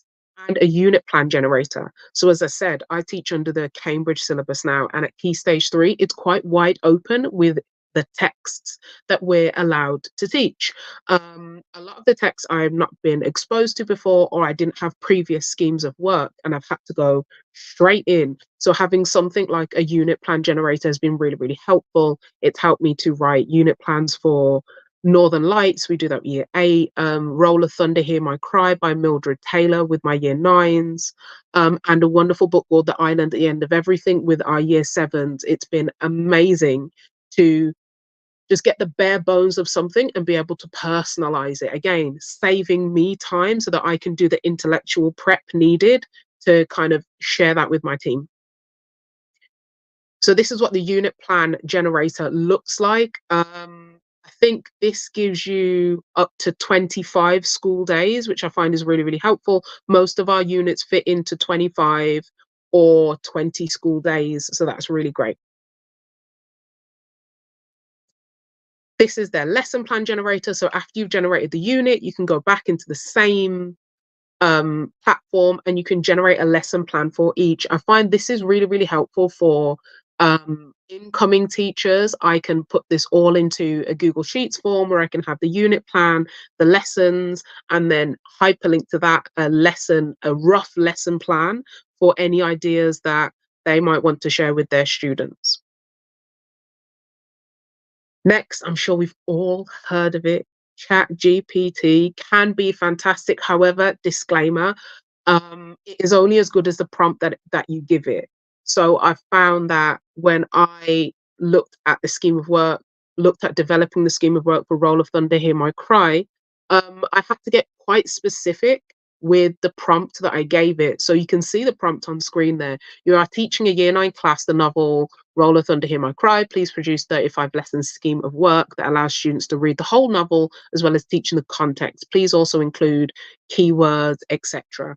I then had to go ahead and re-prompt it at part to try and tease out the bits that I wanted. So just be aware that ChatGPT, it's not like a silver bullet, like it's not perfect. You are going to have to do a little bit more work with it to get the results that you want, but invaluable resource. You can also use this to And there are other platforms that you can do it on as well, obviously. You can also do this to write reports. So I am in the thick of marking. We've got mocks coming up and report writing at the same time. And I am going to be leaning on kind of like large language models, ChatGPT, other platforms like that to give me the bare bones of my reports. So differentiation, this is an amazing website. I've only got a little bit of the logo on there because we can't really do promotions here, but if you follow me on social media or if you drop me an email, I'm happy to kind of like share, bounce ideas, but this platform is fantastic. I've been using this to support my year 11s through their Life of Pi scheme of work because they really were struggling with the context behind the novel. You, as the screen says, can put in literally anything. So topic, term, questions. You can give it an article. You can give it a video off YouTube. I've done that before. Or any text or any excerpt. You can adjust the grade level. Bear in mind, these grade levels are American grade levels, so you have to convert them. A new feature is you can change the language. This has been a game changer for me and my EAL students. I have, for example, in my year 8 class, I've got 2 Korean students. I've got, I think, 4 or 5 Chinese students. I've got Malay students. I've got Thai students. And sometimes the translations, there's a lot to translate. But I found that giving them the English text, like this, for example, with my year 8s, we had the adapted reading passage in English, and I also got the chance to translate it into Korean for my Korean students as well. And they found that really, really helpful. So when they couldn't access a word on the English text, they could look across to their Korean text, and that would help them connect the dots without me having to learn 4 or 5 different languages in the process. I think things like this are fantastic. We've just had a great session on reading fluency, and I'm a big advocate for getting high quality text in front of our students. And these are the kind of texts that we come back to time and time again. So we've got this one, for example, on Jacobean gender roles. I have come back to this piece of work 3 or 4 times this week alone, and we come back to this piece of work and I'll say, let's go back to our worksheet about Jacobean gender roles. And I find that having these really high quality texts in the classroom is a game changer for not only reading fluency, but vocabulary as well, vocabulary acquisition. If you are a Cambridge teacher, this is also fantastic. It is a website where you can throw in a text and it will tell you what Cambridge reading level it is and what words or suggested vocabulary need to be pulled out. Generally, I think students who are fluent work at somewhere around a B2 level to C1. And as you can see, the text that I put into this was just creeping into the B2. So for some of my EAL learners, this text would have been a little bit too difficult. So I know to dial it back, and I know the words, as you can see, it says suggested vocabulary, that I would need to kind of like flood them with in terms of vocabulary acquisition and keep coming back to those words and cycling back to them. So that's me. Why EdTech should be your best friend. It's going to save you time. It's going to save you stress. And that means you can concentrate on doing your job, because that's what we all love to do. We didn't become English teachers to get bogged down with lots of different things outside of the classroom. We did it because we want to be there in the thick of it with our students, analysing, reading, enjoying texts. And that's exactly what EduTech can allow you to do. Amazing. Crystal, that was absolutely fantastic. Thank you ever so much. Thank you so much. It's been amazing. Yeah, there's been plenty of comments in the chat, so do check in the chat. I will definitely check it. You can answer those. Lots of people commenting, so well done. Yeah, amazing. Sure. Yeah, so we're going to move on now to our next speaker, which is hopefully going to be Annie. I'll just bring Annie on screen. Hello, Annie. How are you? Hi, good morning. Yeah, I'm very well. Thank you. How are you? Yeah, not too bad. Thank you ever so much for joining us today. Absolutely fantastic. No, it's been a really productive morning. I feel I've got like a nice stack of notes, CPD, but also managed to clean my flat while I was listening. So it's been a nice productive morning. Brilliant. Annie began, or you, I mean, I'm saying all these things in third person. I don't really know why, but whatever. Annie began teaching in 2017 as part of the Teach First program in the east of England. After 2 years as teacher of English and MAS coordinator at Colchester, Annie moved to London, where you now teach at Forest Gate Community School in East London. Joining as a teacher of English in 2020, you became the Key Stage 4 coordinator in the department. In 2022, you became a lead practitioner at the school. You continue to work on the English curriculum as well as overseeing the school's ECT offering. So without further ado, I am going to hand over to you for your 15 minutes. Thank you, Annie. Fab, lovely. So on the screen, I've got like a typical example of a task that we often find ourselves doing in the English classroom, right? We give them a statement, we want them to explore and debate and kind of be critical with a statement. Those of you who do AQA, you'll know that paper 1, question 4 for language, it's formatted this way. But also even in literature, we've seen sometimes questions be posed this way. I think there was once a Jekyll and Hyde question where it was something like, Jekyll is a sympathetic character, how far do you agree? But even if we're not thinking about GCSE, it's a common kind of task type that we find ourselves doing in English classrooms. And it's definitely something I use all the time to, get some critical thinking. And when I first started out teaching, I would often find myself, putting these statements up on the board and doing activities such as this. I might get students to quickly turn and talk about the statement, but often be kind of unstructured. I might maybe get them to do a tea table, one side for, one side against, and then kind of, ask them kind of bullet point ideas. And if they were being a bit unproductive with that, I might try and insert some competition by making one side for, one side against.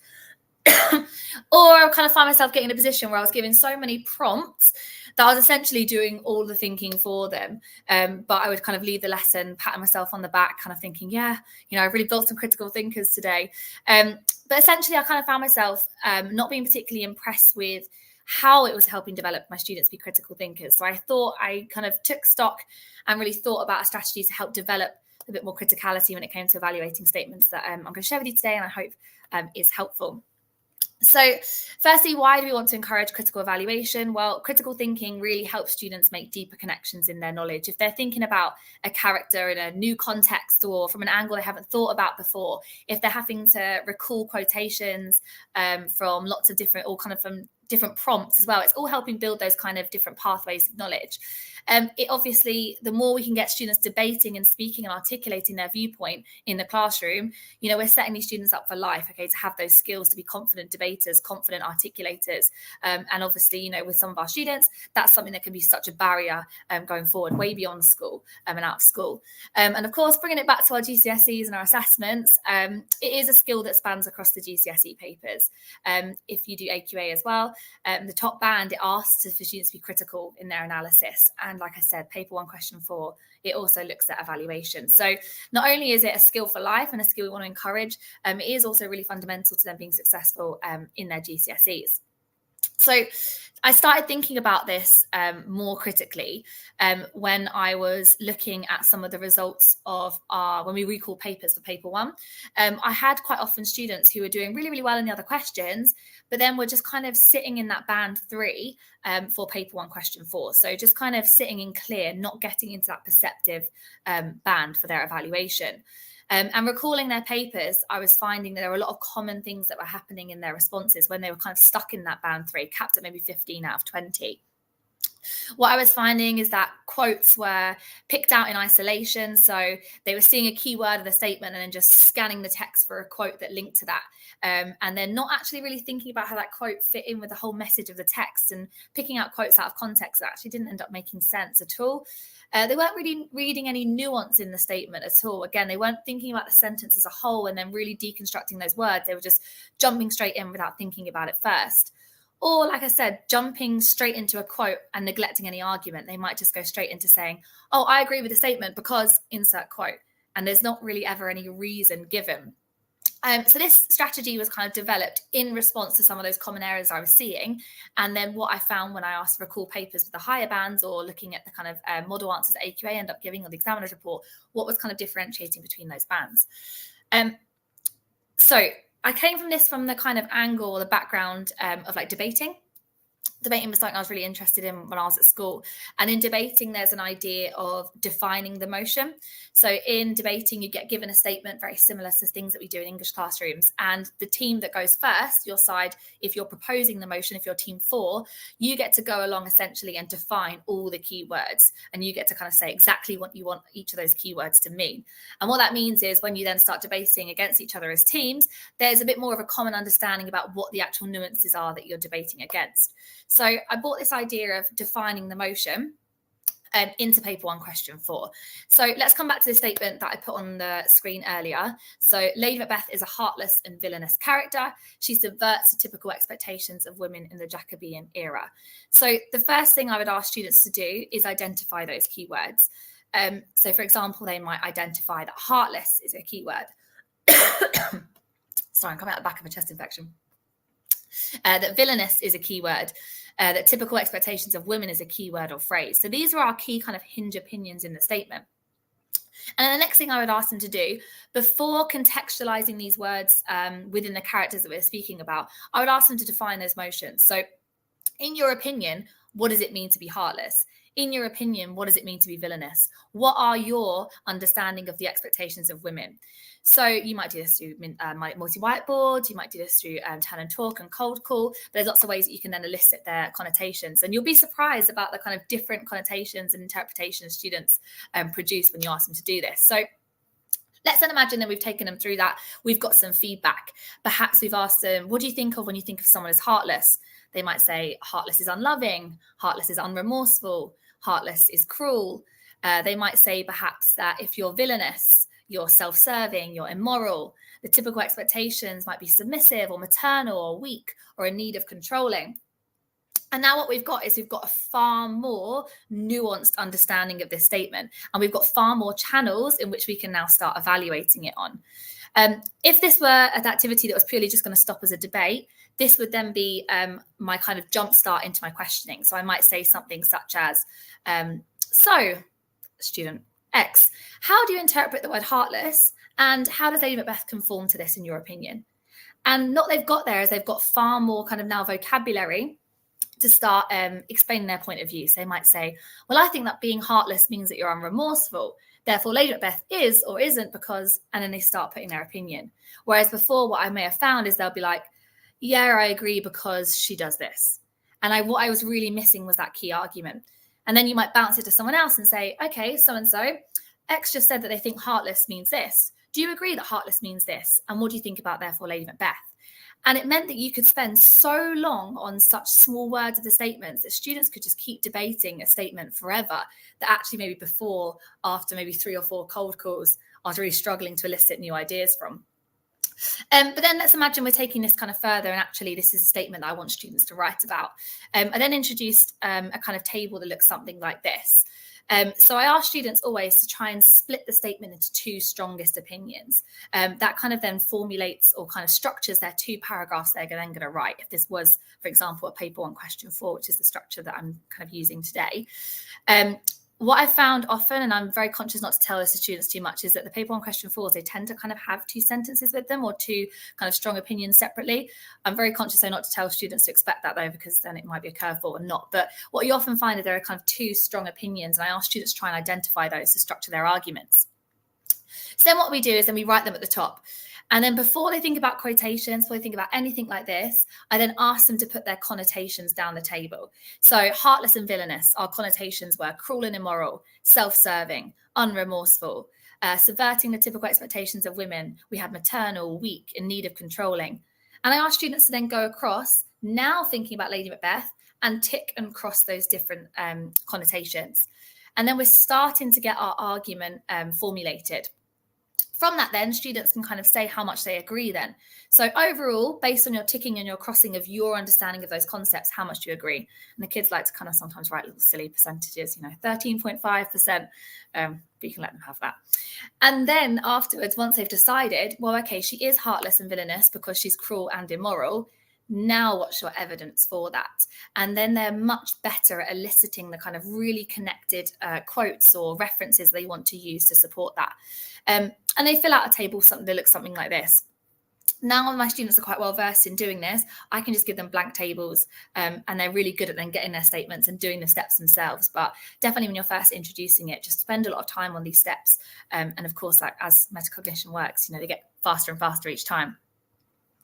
And then once they've got the table and their plan, it then kind of moves on to the writing. Now, historically, I'd use petals before for this question, but what I then ended up finding was that was that students were then becoming so obsessed with the kind of the T and the A, and put their hand up and say, oh, what comes after the T and what comes after the A and things like that. And it was less about, okay, what comes next, but what do you want to say next, and how are you going to verbalize that instead? So I kind of scrapped those acronyms, and now I kind of have this as a structure on the board. So we always start with our agreeance level. How much do you agree? You're then going to define the motion. So you're going to say what your understanding of that word is and analyze in response to that specific connotation. And then as much as possible, you're going to repeat that process again and again. So you're going to go back. However, if that word is to be interpreted as meaning this, and then you go back and analyze in response. And you do that as many times as you can within either your time frame that you're given or within however many ideas that you have. Once you've then done that and you've analyzed that word through that kind of cycle over and over, your kind of link or your end or your finale that you wrap it up with is something like this. If not that word, then what? So if not heartless, then what would you say instead? And it's a quite nice way of kind of ticking that box of evaluation as to saying, well, this word actually doesn't suffice in my opinion. I actually think this instead. And so an example, I'm not going to bore you by reading this all out, and I've kind of dotted some of it so it can fit in the screen. But it starts looking like this. So the green, that's your agreeance level. So overall, I only somewhat agree with the student's belief that Lady Macbeth subverts typical expectations of women. You then have a sentence start at something like this. If we are to define the typical expectations of women as being insert connotation here, then students then give all their ideas as to why she either adheres or doesn't adhere to this. And then you repeat the process again. Furthermore, it could be argued that typical expectation of women would be insert defined motion here, and then you again analyze in response. And you can just keep repeating that process over and over again. And what I found is that students can just write for way longer with their ideas without just stopping and thinking, oh, I put my quote in, I put my technique, and I'm stopping writing after that. And it becomes way more argument driven. And then, at the bottom, then it says, okay, well, therefore, I disagree that she completely subverts. Perhaps instead of subverting, she demonstrates pre-existing and their opinion instead. And it's a nice way of kind of wrapping up that final piece of evaluation. And instead of it being, just kind of left with no opinion at the end. So that's kind of it, really. I hope that the strategy might be helpful. I think it doesn't necessarily just have to be for paper 1, question 4, or looked at with a lens of just language. I think definitely just kind of getting even from Key Stage 3, them just debating different statements, but being really argument driven and running away from it is really good for reluctant writers who sometimes those heavy frames with the different acronyms can be almost quite limiting. Actually, when as soon as they get an opinion, as soon as they get ideas, I just found it really improves their fluency. So that's it from me. I hope that's useful. Sorry if I'm a bit early.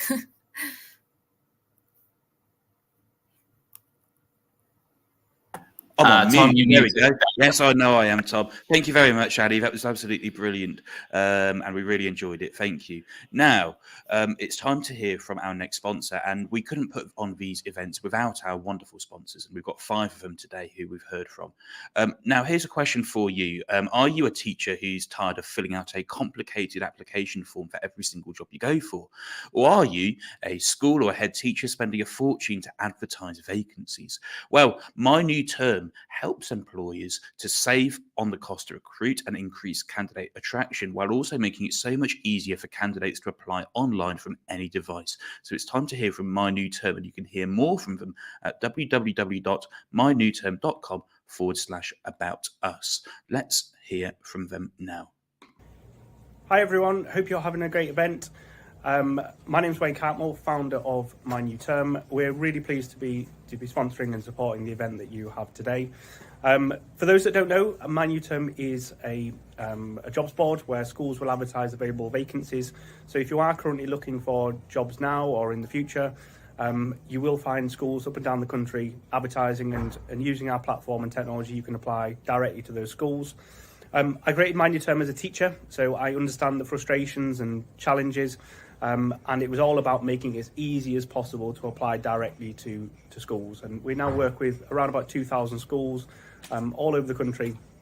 And if you are looking for like your next step or leadership opportunity, you will find jobs. If you just go to mynewterm.com, you can register, you can set up job alerts, and then you can apply directly to schools. And many of the people on this call today may have used our service to do so. I hope you enjoy the remainder of the event. Thanks again for the opportunity to sponsor and support. And please do reach out to me or any of the team if we can be of any help in future. All right, thank you. And that was from My New Term, which helps employers to increase candidate attraction and save on the cost to recruit while making it so much easier for candidates to apply for their jobs. And it's a huge thank you to all of our sponsors today, the literacy company, Tassamai, Reading Solutions UK, My New Term, and we're going to hear from English Department as well. We really couldn't put on these shows without you. Now, if you're tweeting along today, then the hashtag to use is TTR English. Would you like to win a limited edition Teachers Talk Radio mug? Share a selfie of you watching today's event live online. We have 3 mugs to give away. So remember to share your picture on the hashtag TTR English. Our next host today is Freya Odell. Freya has hosted on Teachers Talk Radio before, and it's absolutely fantastic to have Freya here on Teachers Talk English. Freya, how are you doing? I'm good, thank you. Can you hear me okay? I can hear you perfectly. Now, I was expecting Tom Rogers to introduce you, so I'm just going to very quickly get up your biographical information. But I know all about you anyway, Freya, because you teach in an international context, don't you? I do, definitely. And what are you going to be talking about today? Okay, so I'm going to be talking about flipped learning, Harkness, and how we take whole school initiatives and make them work for us. That's absolutely brilliant. And I've been using the Harkness model over the last year as well. So I'm really excited in history. So I'm really excited to hear how you're using it in the IGCSE context as well. So take it away, Freya. Yeah, thank you very much. So, yeah, my name is Freya. I tweet at English Teacher Abroad too. And as Tom said, I am an international teacher now, currently working in Vietnam. So today I'm going to talk about using flipped learning and the Harkness model to explore literary and non-literary texts. And my journey actually with this began 3 years ago when my absolutely excellent ex-colleague Helen Wilford was completing her MPQH and decided that she wanted to focus on oracy as a whole school initiative. And she sent one of our colleagues onto some training with Voice 21, who I can not recommend highly enough. And together they led a CPD session at our school where they introduced our whole school initiative on oracy for the year 21 to 22 or 22 to 23. And they introduced within that session the Harkness method and gave us a little taster and allowed us to have a little play with it as well. And I was familiar with the Harkness method before this session, having worked at Wellington Academy, which at the time was sponsored by Wellington College. And I'd been up to Wellington College and they mentioned the strategy and they were very, very excited about this strategy, but I never really seen it in action. And I never really fully understood it. And I was delighted actually 2 weeks ago to go to Wellington College in Bangkok and see their Harkness table room in full operation. So in essence, it's a really simple strategy. It derives from Edward Harkness. It's named after him. And it was named after him after he started to teach in what was considered at the time a revolutionary way of organizing his teaching around an oval table. Bakker actually extends what the Harkness table method became by saying that it is a dialogical, student-centered style that prioritizes group address of a question in common in an equal and various sequence of turns, which is quite a convoluted description of what the Harkness method is. But it is fundamentally a discussion-based strategy. It is supposed to be student-led. And it does seek to address a common question with the intention that everyone around the Harkness table has an equal role to play and contributes in the same way. And And so this really piqued my interest when my colleagues introduced this or reintroduced me to this idea. And I thought I would give it a go within the classroom. And so because it was the summer term and we were launching the strategy ready to sort of go full pelt in September, I decided to try it with one of my Year 7 classes. We were studying Shakespeare and Women at the time. And after some pre-teaching and some content delivery, I decided that I was going to trial the strategy by exploring the question, what have we learned about Elizabethan attitudes towards marriage through the work of Shakespeare? So I introduced the Harkness discussion method with them. I picked the 6 students that I wanted to go into the circle around my oval table, my square table. And after some pre-teaching, I set them off and asked them to discuss and debate this question. And it was disastrous. And it was disastrous for many reasons. But it really heightened to me the need for oracy being a core focus within our classrooms, to develop ideas, to develop responses, to develop a particular skill set. It was disastrous because they didn't know how to listen to each other. They didn't know how to build upon what the other people were saying. They didn't know how to respond. They were very keen to throw out what they knew, but not take it within the context of a discussion and learn from each other. But we stopped it because it was disastrous, and we spoke to them and we talked about how important it was to have an idea, but to listen to other people speak first and respond to them. And then we restarted it, and it was absolutely brilliant. It was so inspiring to see their thoughts, their knowledge come to life. And for them to interact with each other, to further that knowledge and to pin that knowledge down. So I immediately knew actually that this was a strategy that had real merit, especially in an international context with our EAL pupils, but also in terms of developing ideas and interpretations and understanding of texts or so forth. But it is like any whole school strategy, isn't it? We're told that we're going to go with this strategy. And actually what we need to do is we need to sort of sit back and think, where would this strategy best be applied? And so I took some time to think about, well, I really like this strategy, but where is it going to be most useful for me? And so I turned to the IGCSE. And this was our IGCSE curriculum at my old school. It might be different now because obviously I'm not there anymore. And I actually was leaning towards introducing the Harkness discussion into Key Stage 4. And anybody who teaches IGCSE and does IB will know that actually in an international context, many teachers are teaching Key Stage 3 national curriculum, leaning towards the British system, IGCSE and then IB, with IGCSE not actually being a precursor for the IB. The precursor is NYP. And so I've been thinking a lot about our IGCSE curriculum actually and how it could tie into what we were doing at IB, feeding on from Key Stage 3, to try and make what we were offering more cohesive and more progressive. And therefore, the Harkness model actually really fed into this idea of trying to build a layer of cohesion and progression, because we could use the big ideas and the key concepts from the IB and place them into the Harkness method. And I was really taken actually by what Hailey was saying earlier about literature being about big ideas. So this idea of taking the key concepts from the IB and using them to create and facilitate a Harkness approach seemed like the correct way forward. So I went back to our IGCSE curriculum map, and being the maverick that I am, I kind of started to change it a little bit because I wanted a concept to really lead what I was doing at Key Stage 4. So I introduced in the first term the concept of communication, with the idea, the question, the big question being, how do texts incite and inspire change? I was already teaching an inspector calls. So that fed in really nicely. And I went back to our anthology text and decided just to mix it up a little bit and choose the text that would really feed into that question, that would really have something to say in response to that question. So I changed the text that I did, and I selected new poetry text and new nonfiction text from our anthology. Alongside this, I thought, I want to change the order of how I do things. So I decided to create a Key Stage 4 curriculum that is either interleaved or interweave. Sometimes I really don't know what the difference is.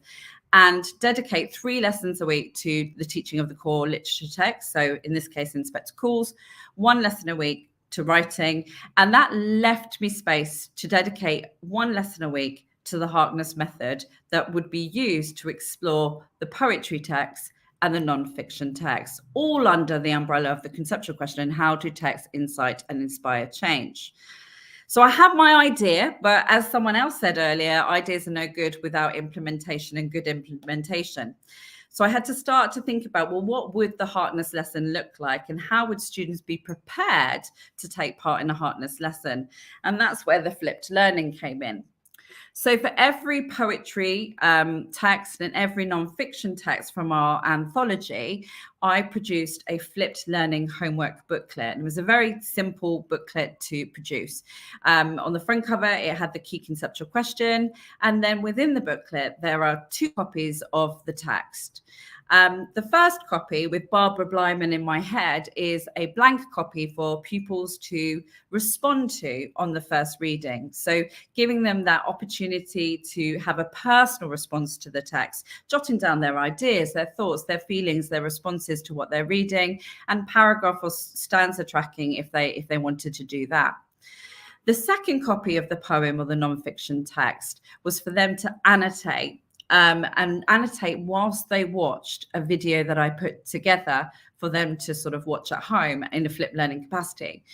And I produced a PowerPoint video that had the conceptual question at the heart. So in this instance, as you can see on the screen, how does Duffy incite us to consider the state of humanity in her poem War Photographer? And through the video, I would take them through the poem and consider the ways in which she might be looking to do that. And pupils, as they were watching, would annotate their copy of the poem. And so they would come to the Harkness lesson with an understanding of the poem, with regard to the concept, and notes that they could then draw upon. And these are just some examples of the notes that pupils most recently have completed. So they would come to the Harkness lesson, and we wouldn't have to cover the content of the poem. We wouldn't have to cover the basics of the poem. We wouldn't have to stand necessarily at the board and annotate the poem so that everybody had a copy of the notes. What we could do is we could have a Harkness discussion exploring the bigger ideas, the key concepts of the text of our focus. So the Harkness discussion lesson actually turned into a very structured lesson. When I was sort of developing the Harkness lesson, I invited Helen in an instructional coaching capacity, and she suggested that the Harkness lesson start with a thunk or a discussion question that would be a warm-up activity. So the starter would always be, or the do it now task would always be, a recap question where we would cover some of the text that we previously studied, but in a sort of thunky way. So you can see the one here where it says, so far we've studied War Photographer, Passage Trafficker, Half Caste, blah, blah, blah. Which of these texts do you think has been the most inspiring in terms of inciting change? So a real open question to get students into that zone of discussion and debate. I'd then go over the conceptual question, I'd recap the text, I'd reshare the questions that pupils were going to discuss within the Harkness setting. And then I would set the kids off. I would choose the 6 kids or the 7 kids that I would want to go into the circle, and then the Harkness discussion would take place. The people not in the center of the circle would have a copy of the questions and a note space so that they would be making notes as the Harkness discussion was taking place. And so I think that there are sort of 2 dual purposes to the Harkness strategy. The first is obviously we're developing a knowledge of the GCSE text, and we're doing it in a way that is quite different in that we're not teaching them, we're not standing up at the front of the board annotating the text. We're letting them discuss and explore the text for themselves with a critical eye and a conceptual lens. The questions, I think, are quite key. So initially I started off with very conceptual questions, and then I've kind of shifted the concepts and linked them into the kind of examination style questions that they could expect to find in one of their papers. So we've got the key concept questions, but we've also got questions that bring in aspects of language and structure. We've got questions that focus in on views and perspectives, because that's a key question for us. We've got questions that tag in a comparison, so they're constantly linking back and forwards to texts that they've studied or may go on to study as well. So the first purpose is obviously the knowledge of the anthology and the text that they're studying, but obviously also the opportunity to explore those texts together. And again, I loved what Hailey said earlier about listening to others' ideas helps construct knowledge. So this idea about them sharing their interpretations, their ideas, their responses, really helping to build further knowledge about those texts.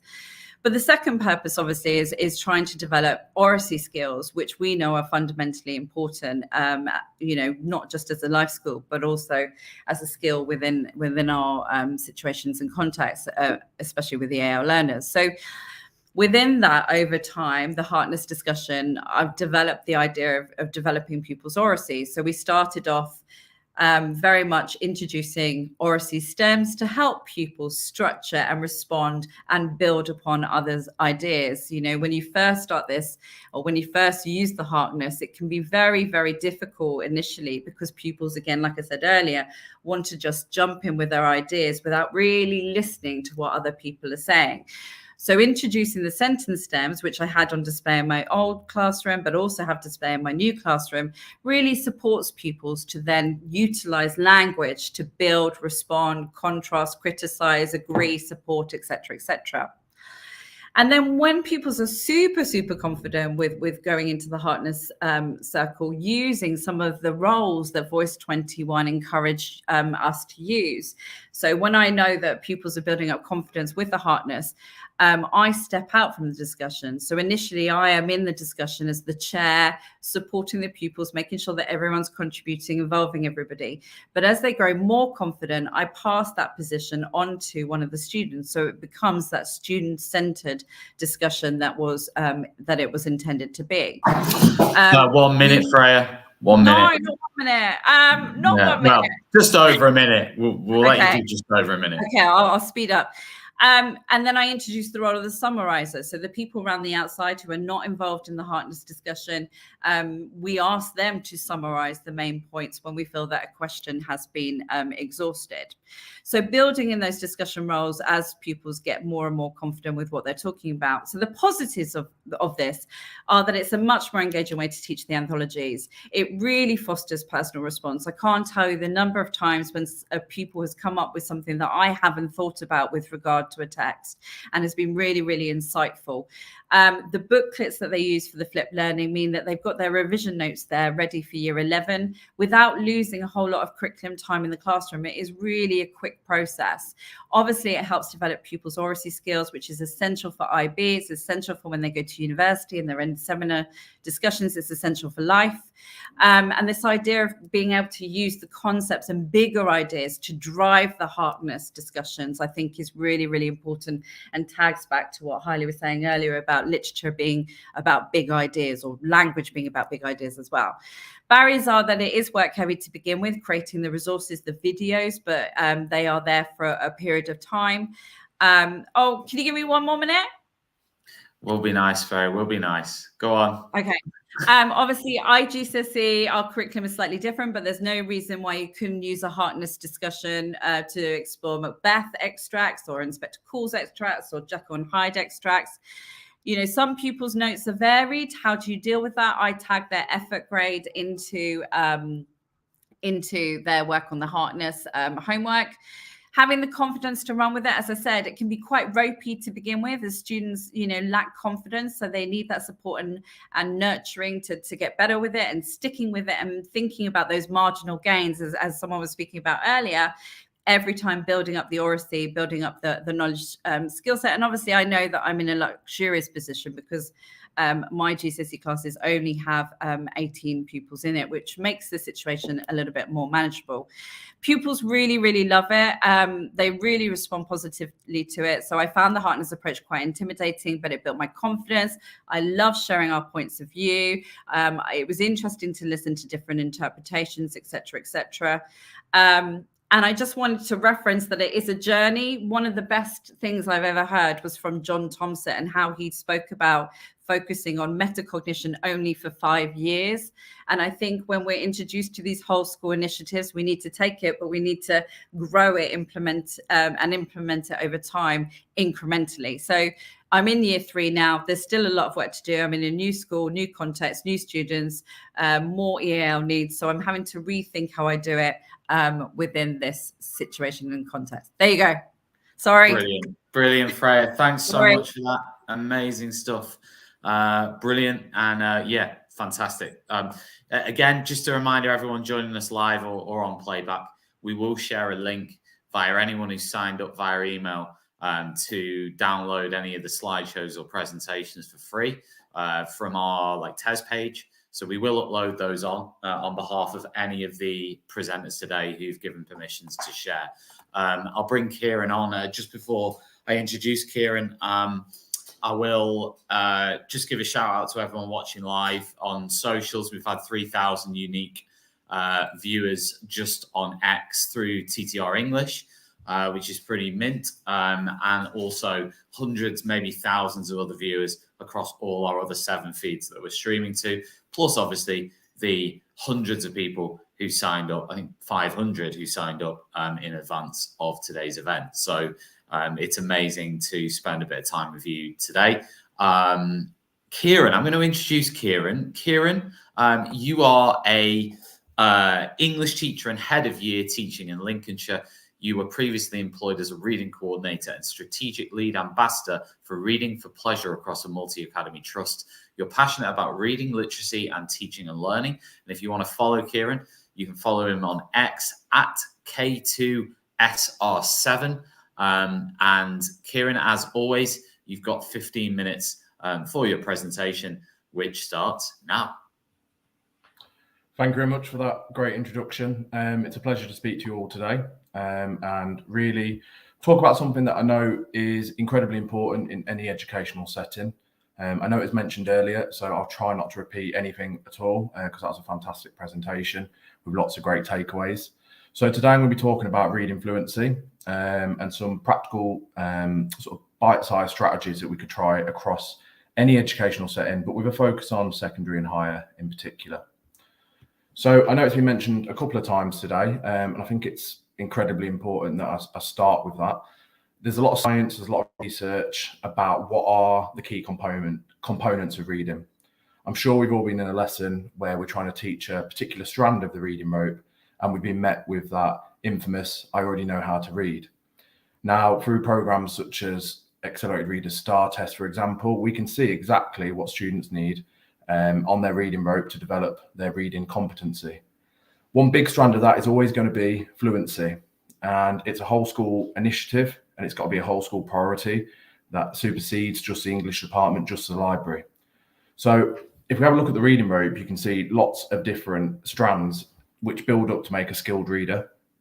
And I think it's a really important graphic to share with staff when we're going on that implementation journey of any reading strategy. And it's how we develop skilled readers and how we can develop across different disciplines these skilled readers for the benefit of the subject. So going back to the fundamentals and the etymology, what is reading fluency? Well, it's to flow. And it forms 2 sub-competencies, the ability to read words automatically and effortlessly, but also with appropriate phrasing and expression as part of that expressive reading. And this is really important because we're equipping students across the school with the right tools to take a text from print to passionate prosody and really generating readers for life. The overall aim is to make it accurate with decoding, word recognition, but also we want to develop over time into passionate readers. And you should be able to feel that in your classroom, regardless of your discipline, of this passion, this palpable buzz when students are reading. So what can we do to develop that? Because it's obviously not going to happen overnight. as has been mentioned throughout a lot of these strategies, a lot of these presentations today, if we see implementation as an event rather than a process, then it's just going to fall flat.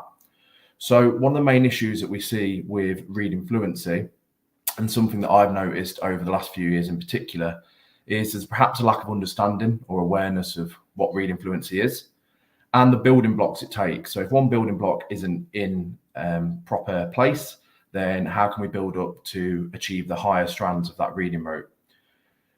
Often teachers or even schools, even academy trusts, prioritise one sub-competency over the other. With the best intentions, what that does is it hinders the overall development of reading fluency. So we need to develop that fluency foundation, which starts in primary and transcends into secondary. And one big thing we need to do is develop opportunities, and that's something I'm going to mention in the next couple of slides. When do students have opportunity to hear expressive readers? When do they have opportunities to practice these skills? And when do they get the meaningful feedback, which is going to take that from print to prosody?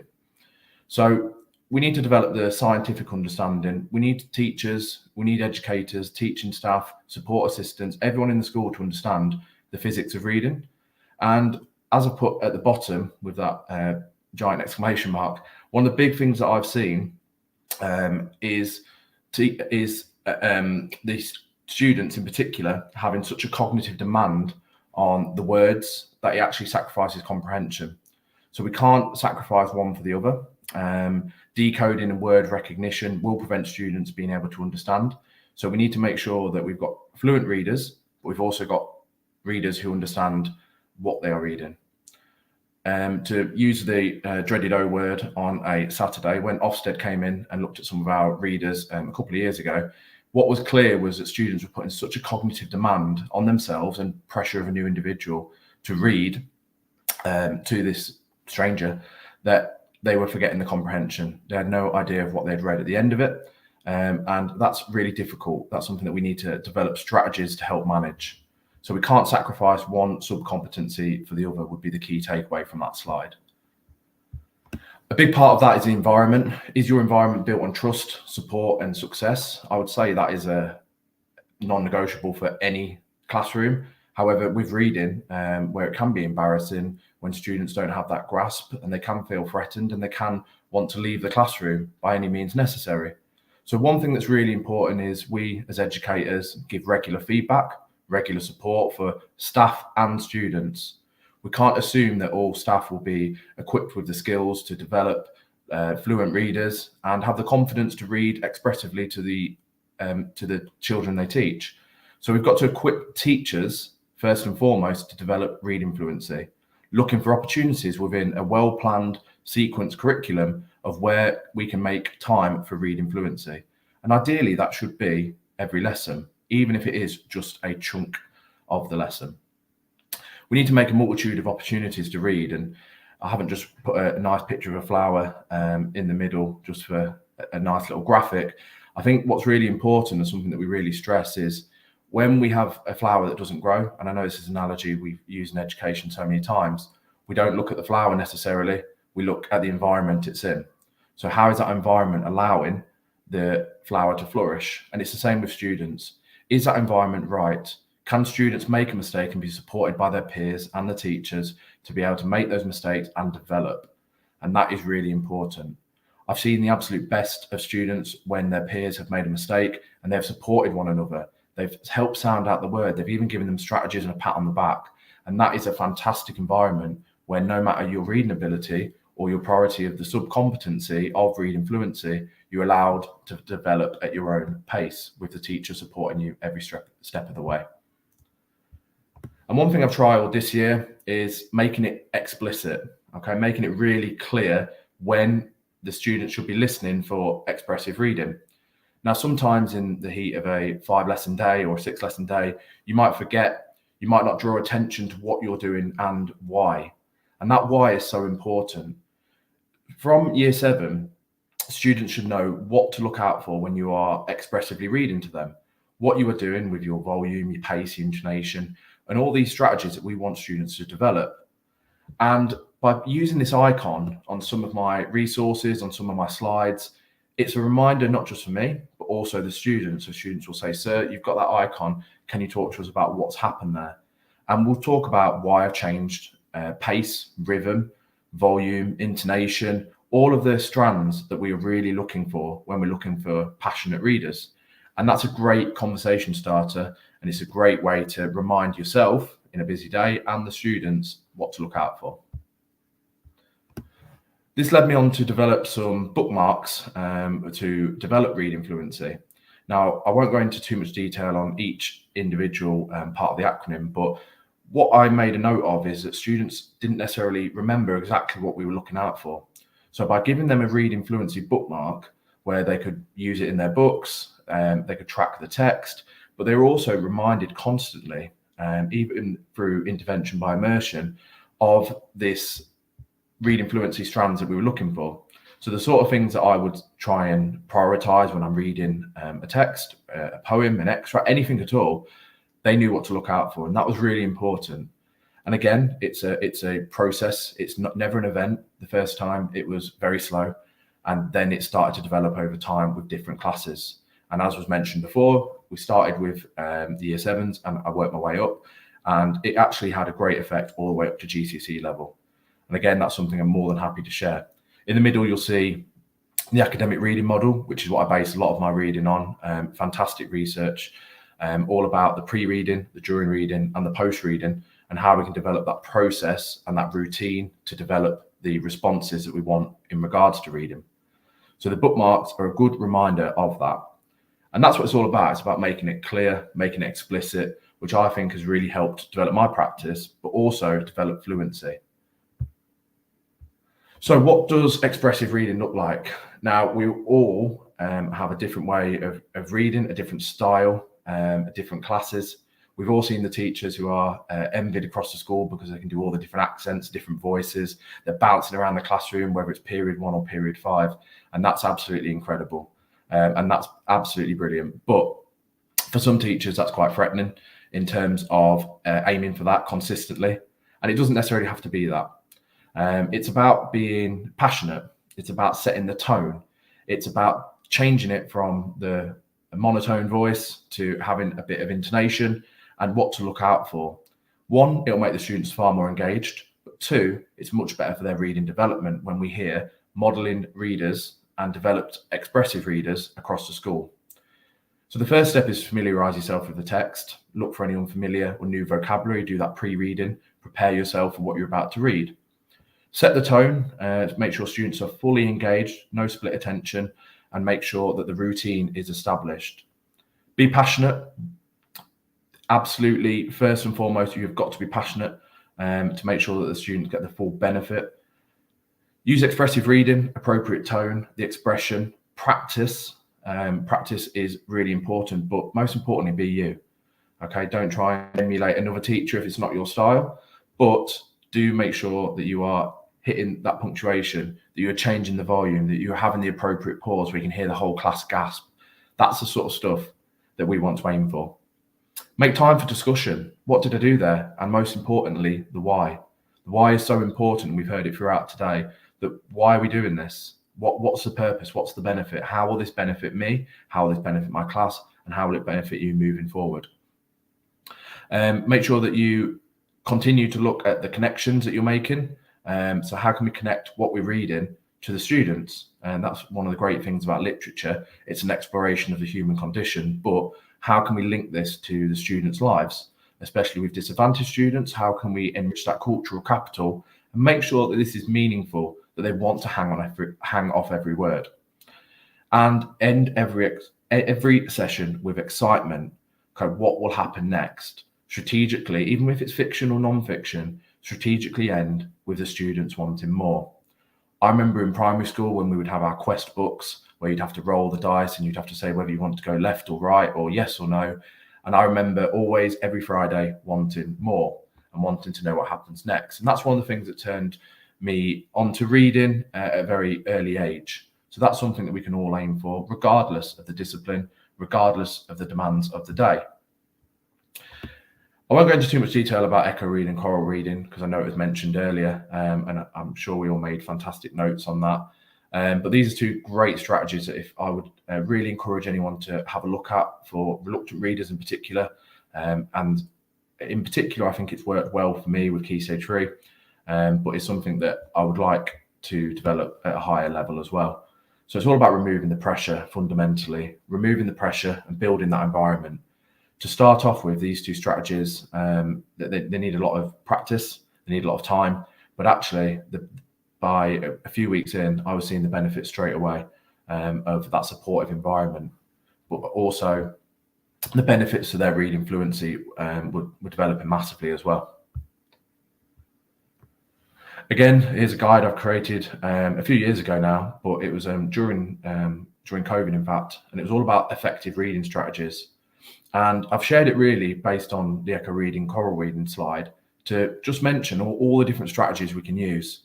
So not to try one and expect it to be a one size fits all. It's very rarely that way. If it was, we would bottle it up and sell it and we'd all be millionaires.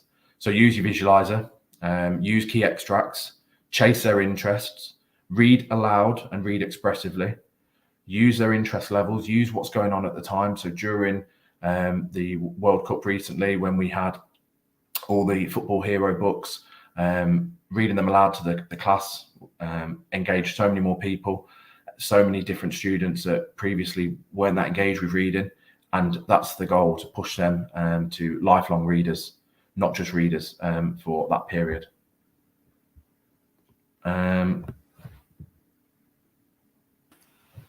Is that it, Kieran? Are you done? No, it wasn't. Sorry. Just one last one, and then I'll be done. So just to end, it's all about driving standards moving forward. So if you do follow me on Twitter, you'll see lots of these things I've shared over the years. Some are trial and error, and some have been developed over time. But for me, it's about making it explicit. It's about creating that environment. It's about trialing different strategies. It's about being consistent across the school. And it's about equipping staff first and then students with the skills to develop reading fluency. And for me, I think this is one of the biggest fundamentals to a reading for pleasure culture. And it's also something that creates a palpable buzz around the school for all students and makes a real lifelong difference. So hopefully you've got something from this. I hope I haven't repeated anything from the earlier presentation. I don't believe I have too much.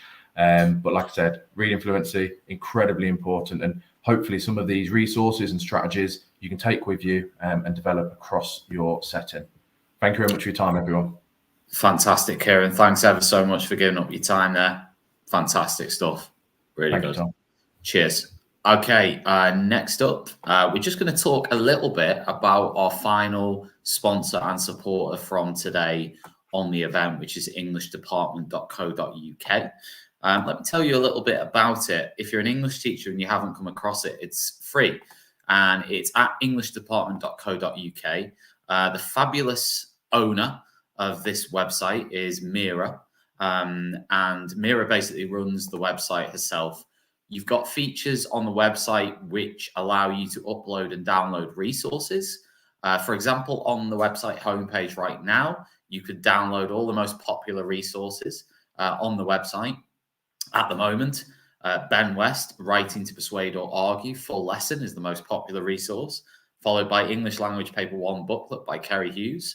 And then we've got English Language Paper 1 full mark exemplar by Suzanne, AQA Language Paper 2 PowerPoint by Rianne, Classroom Displays by Funky Pedagogy, Jennifer Webb, Paper 2 Questions 5 revision statements and questions from the English department themselves, GCSE Literature Essay Self-Checker by Alexander. So you can download all of those resources via the website. You can sign up at englishdepartment.co.uk. You can also post a free job advert for anybody in your English department, or if you're advertising in your English department for a job on there, which is quite handy too. So we put a handy graphic up on screen. Do give them a follow. The Facebook group is very active for English department. So if you do use Facebook, head over there, join the group. There's constant sharing of ideas. You can also post there anonymously if you have something that you would rather not put your name to and you want to ask a question about something that's going on. You can do that in that Facebook group. So really handy. Mira's fantastic at supporting the whole sort of English and teaching community. So do check them out. That's English department. We're now going to move on to our final two speakers. So we've got Lorraine first. We're going to have Sabrina to finish. So I'll just bring Lorraine on screen. Hello, Lorraine. How are you? Yeah, I'm good, thank you. How are you? Excellent. Not too bad, actually. Yes. Now, you are going to tell us about literary festivals and reading for pleasure. You've Absolutely. done lots of exciting stuff around this in your school, so we're really excited to hear this. So I'm going to hand over to you now. By the way, just before I do let Lorraine start, do remember to post on our hashtag TTR English. We've only got 2 speakers left. Well, unfortunately, it's been absolutely fantastic. We've had about 10 entries for the TTR mugs. So we'll be choosing 3 of those to send you a TTR mug. All you've got to do to enter that is post a picture of you watching the event live on the hashtag TTR English, and we will pick 3 and send some mugs to those people post-event. So that's what you can do to get involved with that if you want. Huge shout out again to all the sponsors for this event that make it completely free for classroom teachers. The recording is also available for free. If you just visit TTR English on X and then look at the pinned tweet, you can see a link to sign up for the recording. Lorraine, take it away. Thank you very much. So in case you want to get in contact, my Twitter handle and my email address, I'm more than happy kind of talking to share ideas beyond what I'm going to talk about this afternoon. So we all know how important reading for pleasure is. We know what it does to us in terms of our academic ability, but in terms of our kind of mental well-being, in terms of what it does for our happiness, in terms of what it does for our resilience, is second to none. And it's that way that I kind of started to think about our reading for pleasure. During the pandemic, we read for pleasure as a country more than ever, and people started to see the benefits. Reading for pleasure reduces your stress more than actually going for a walk does, or drinking a cup of tea, or listening to music, things that students and adults naturally say are reducers of our stress. And so it was really exciting that during the pandemic, we found that students were picking up a book and were reading. But that hasn't continued. The latest survey from the National Literary Trust in 2023 said that 56.6% of children do not enjoy picking up a book and reading in their spare time. And that's a really worrying statistic, and worrying when we think about what that is doing for their kind of happiness, for their resilience, for their mental health. And actually, there's been a 26% decrease in the number of children and young people ages 8 to 18 who read daily in their free time since 2005, a really worrying statistic. But studies show that actually those people who are avid readers, those people who do pick up a book, who enjoy reading, one of the key things that influence them are the people around them, are the recommendations that they're receiving, and the positive attitudes that they're having towards reading. Following kind of something like a trend on Twitter, I suppose, years ago, I kind of started to read 52 books a year. And at the end of every book, I would share it with my class what I was reading, and I would put them in my classroom, and I would share that kind of reading with my students. And that was happening kind of weekly, kind of fortnightly, where we'd talk about what we're reading, but it didn't become a reading culture in my school. Some students borrowed books, some students started to read the same things that I was, but it didn't really kind of spread itself kind of beyond that. Now, as a school, we are a school that at that point, we didn't even have a kind of a working library. We still don't have a librarian. My classroom is now our school library. And so we have got 2,000 new books into our library, but it is my classroom. We don't have a librarian. That's my job to kind of help and oversee. And so last year, we launched something called our Year of Reading. So at school over the last year, we did as many different reading initiatives as we could. We had authors, we had things around the World Cup. So we talked about having each country was associated with a book. And so every time that country played, we talked about that book, and students read sections of those books. We did a variety of different things. But our major part of our kind of starting off our Year of Reading was our Lit Fest. So we did our first one in 2022, and our second one happened September 2023. In both cases, it ran for the full week. So we had 5 days. We had in each week 7 authors, and we involved over 9 year groups. On Hailing Island, where I work, we're really lucky that we've only got 2 main feeder schools. And so we really involved them in our Lit Festival. So involved our year 5s and our 6s coming up to hear authors. And we also involved years 2 and 3 to hear different authors too. Over the course of our Lit Festival, we made sure that we had a really diverse range of authors and genres. We made sure that we had, for example, in our first Lit Fest, we had a transgender author. We had an author in our second one who very much was the LGBTQ plus genre to look at. We had genres that authors, that were men, that were women, of different racial diversities. And so we felt that we were making sure that we were speaking to all aspects of the school. We know the importance for our young people to find a book that has got their voice in it, and so they can hear themselves in print. And so that's something, as we're starting to put our Lit Fest together, that we're really talking about. In terms of what the festival looked like, it wasn't just someone standing talking about their books. There were workshops and there were presentations, there were author question and answer sessions, and there were book signings. And so there was a real kind of diverse range of different things that happened. So this was one of the pictures from our first Lit Fest. So Louis Hancock came in and talked about his graphic novel called From Hell, which is his talk about being a transgender youth going through school and how he felt and everything he went through. Our students thought he was a bit of a celebrity. He's on YouTube. He's done a program with MTV. And so they got that idea that reading was cool.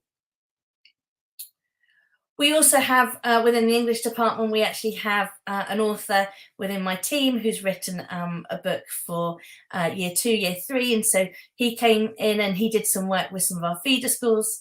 We had the fabulous Darren Simpson come in and do some work again with year 5 and year 6 and our year 7s and our year 8s. And that was our first ever Lit Festival.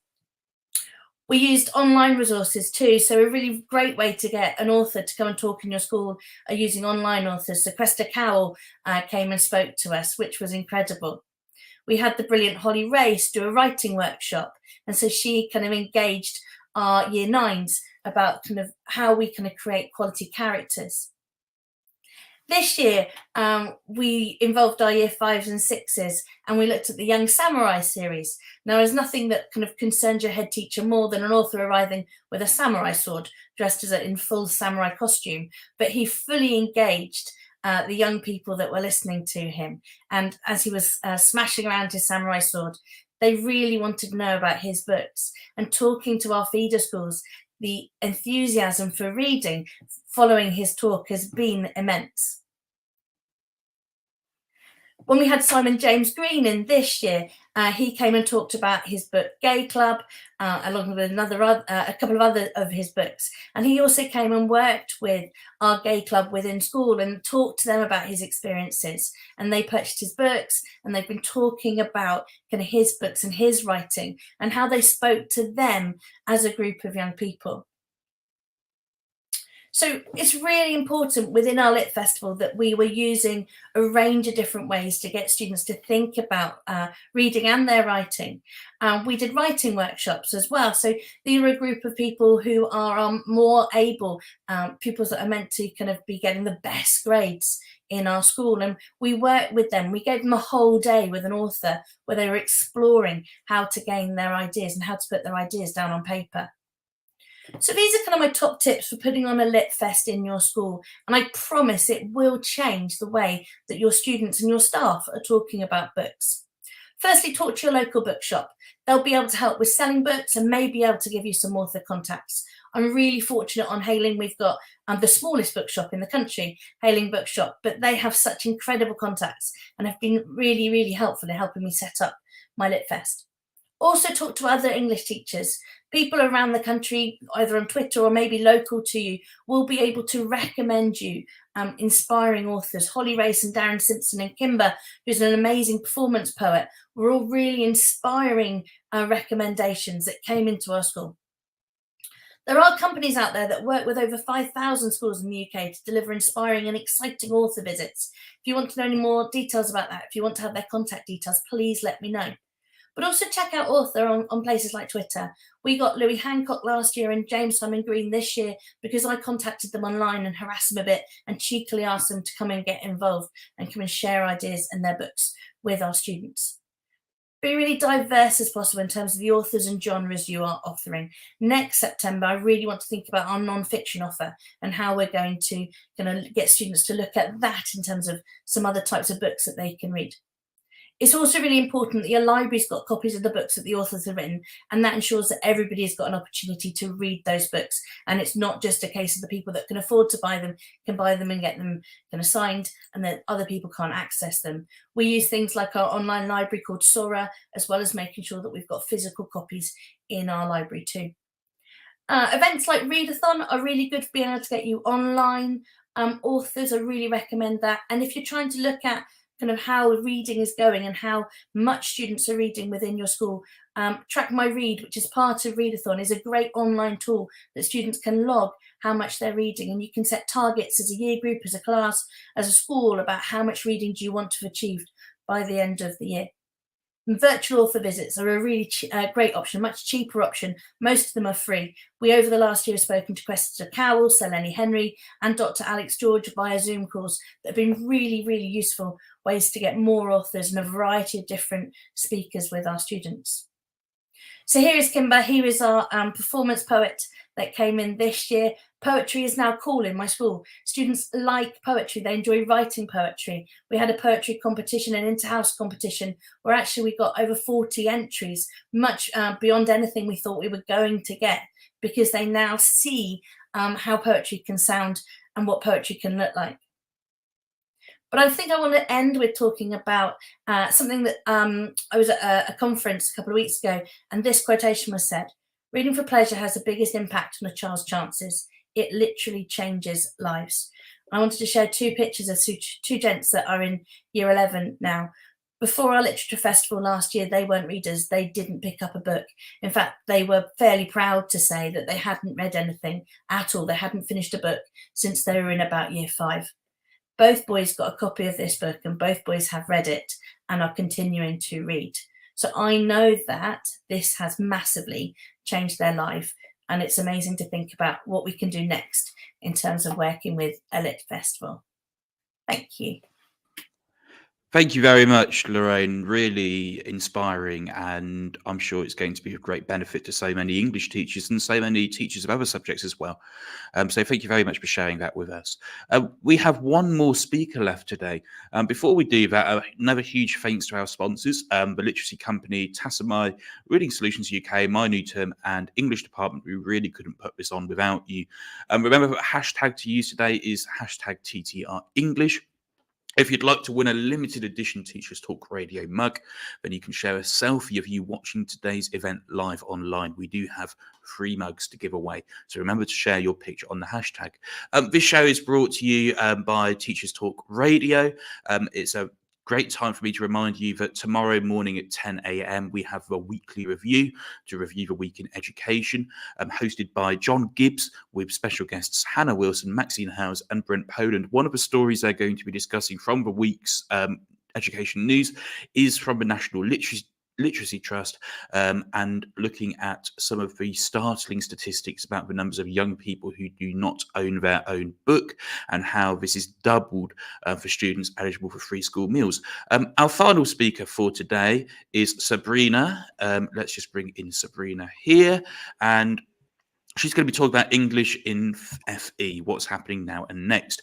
Sabrina is a Director of English, Maths and Digital Competencies with a history in educational research and teaching and learning. She is also a host the Tuesday morning break, I believe, on Teachers Talk Radio. So Sabrina, the stage is very much yours. Thank you very much. So yeah, I'm coming at English in terms of further education, and this is more about kind of where are we now and kind of what can we put in next. As you know, FE, as with any other kind of educational sector, is really fast moving, ever evolving. So this is just a quick 10 minutes on our current situation and what I think would work. So with GCSE English, the resit situation is this year particularly an area of focus. We've got 38,000 extra students in English in the further education sector, which is a 28.6% rise from last year. So massive growth, real demanding kind of pressure to get students to pass their GCSE after having maybe not got the grades they wanted at school and having to do that within 8 months or so. So due to the massive growth that we've had this year, class sizes have grown as well. So we've got about 25 students per class. And you might be thinking in secondary, you have more than that.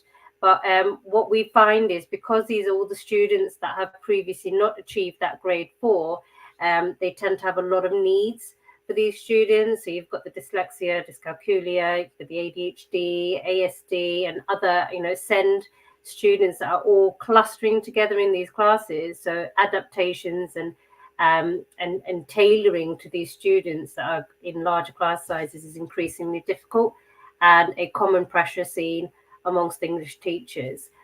So again, some more stats there. 172,000 received grade 3 or lower, and then to kind of compound all of that, staffing shortages is absolutely crazy at the moment. So we've got 17% shortage in 2016, and that's increased 93%. So really those subject specialists in English aren't coming through into the FE sector to deliver this GCSE curriculum. And it is a concern, and everyone's aware of it. So we are getting a bit more funding and a bit more government attention. So they are doubling funding for apprentices, and they are increasing the allocation for the ESFA. So fingers crossed, it's going to get better. It is tough. Those of you out there that are currently teaching in FE and teaching GCSE English in that span and with these students. But we do have to meet our targets like everyone. And, we're aiming for about 25-26% good passes in English, so grade 4 and above. It's a tough gig. So, what can we do? What are we facing? Is it the 2019 standard? Is it now a new norm? We are comparing to 2019 still. We're trying to get back to that norm, which I think could be problematic. It can be quite difficult because we're not dealing with the same type of students, we're not dealing with the same experiences. But just to kind of highlight there, you can see the difference. So in the brackets are the figures from 2019 and what we were achieving then in the FE sector, and then outside the brackets are kind of what we're doing now. So you'll see that we are performing lower on the grade 4s and in the kind of passes, but we have got a few more going through into the grade 7 bracket. So quite a big span, but not quite the same statistics as 2019. So we'll move on to what can we do. So everywhere I've been, every kind of conference, every college, everyone I've spoken to is desperate for some help. And in FE, the difference is that it's not just a student signing up to do English, maths, science, and all of the other kind of GCSE subjects. They enroll onto a program of study, and then maths and English is almost required if they haven't achieved it yet, but it's not something they opt to do, and they feel like quite negative towards it. We get a lot of apathy, got a negativity. So some of the strategies covered today are really going to help inspire some of my team, definitely. Excited to put them in place. But it is really, really important that the whole college culture. So we've got things like motor vehicle, hairdressing, and all of those lecturers and teachers that need to be equally on board with kind of maths and English. And then what we need to do in FE as lecturers is really make it relevant to real scenarios. So if they are interested in STEM, or if they're interested in hair and beauty, then we have to adapt to meet their interests. And I get a lot of negative feedback around this. And that tends to be, well, the exam isn't going to be tailored to the needs. But I think that as lecturers, we need to engage them in our class and make them feel valued and make their interests feel valued quite equally so. And then when they've learned those skills, when they can apply those skills to stuff they're interested in, you'll find that they'll be able to apply it to anything, whether it's in the exam or anything outside of the exam. Again, we've got common issues like expectations for all learners and making sure that students build up that self-efficacy. And sometimes they need a bit of extrinsic motivation. So you might need to, give some rewards. Things like the Lit Fest sound amazing to kind of really put a bit of self-belief back in them. And we really work with things like growth mindset to develop those beliefs and perceptions around those skills that they think they can't do because they've not achieved it before.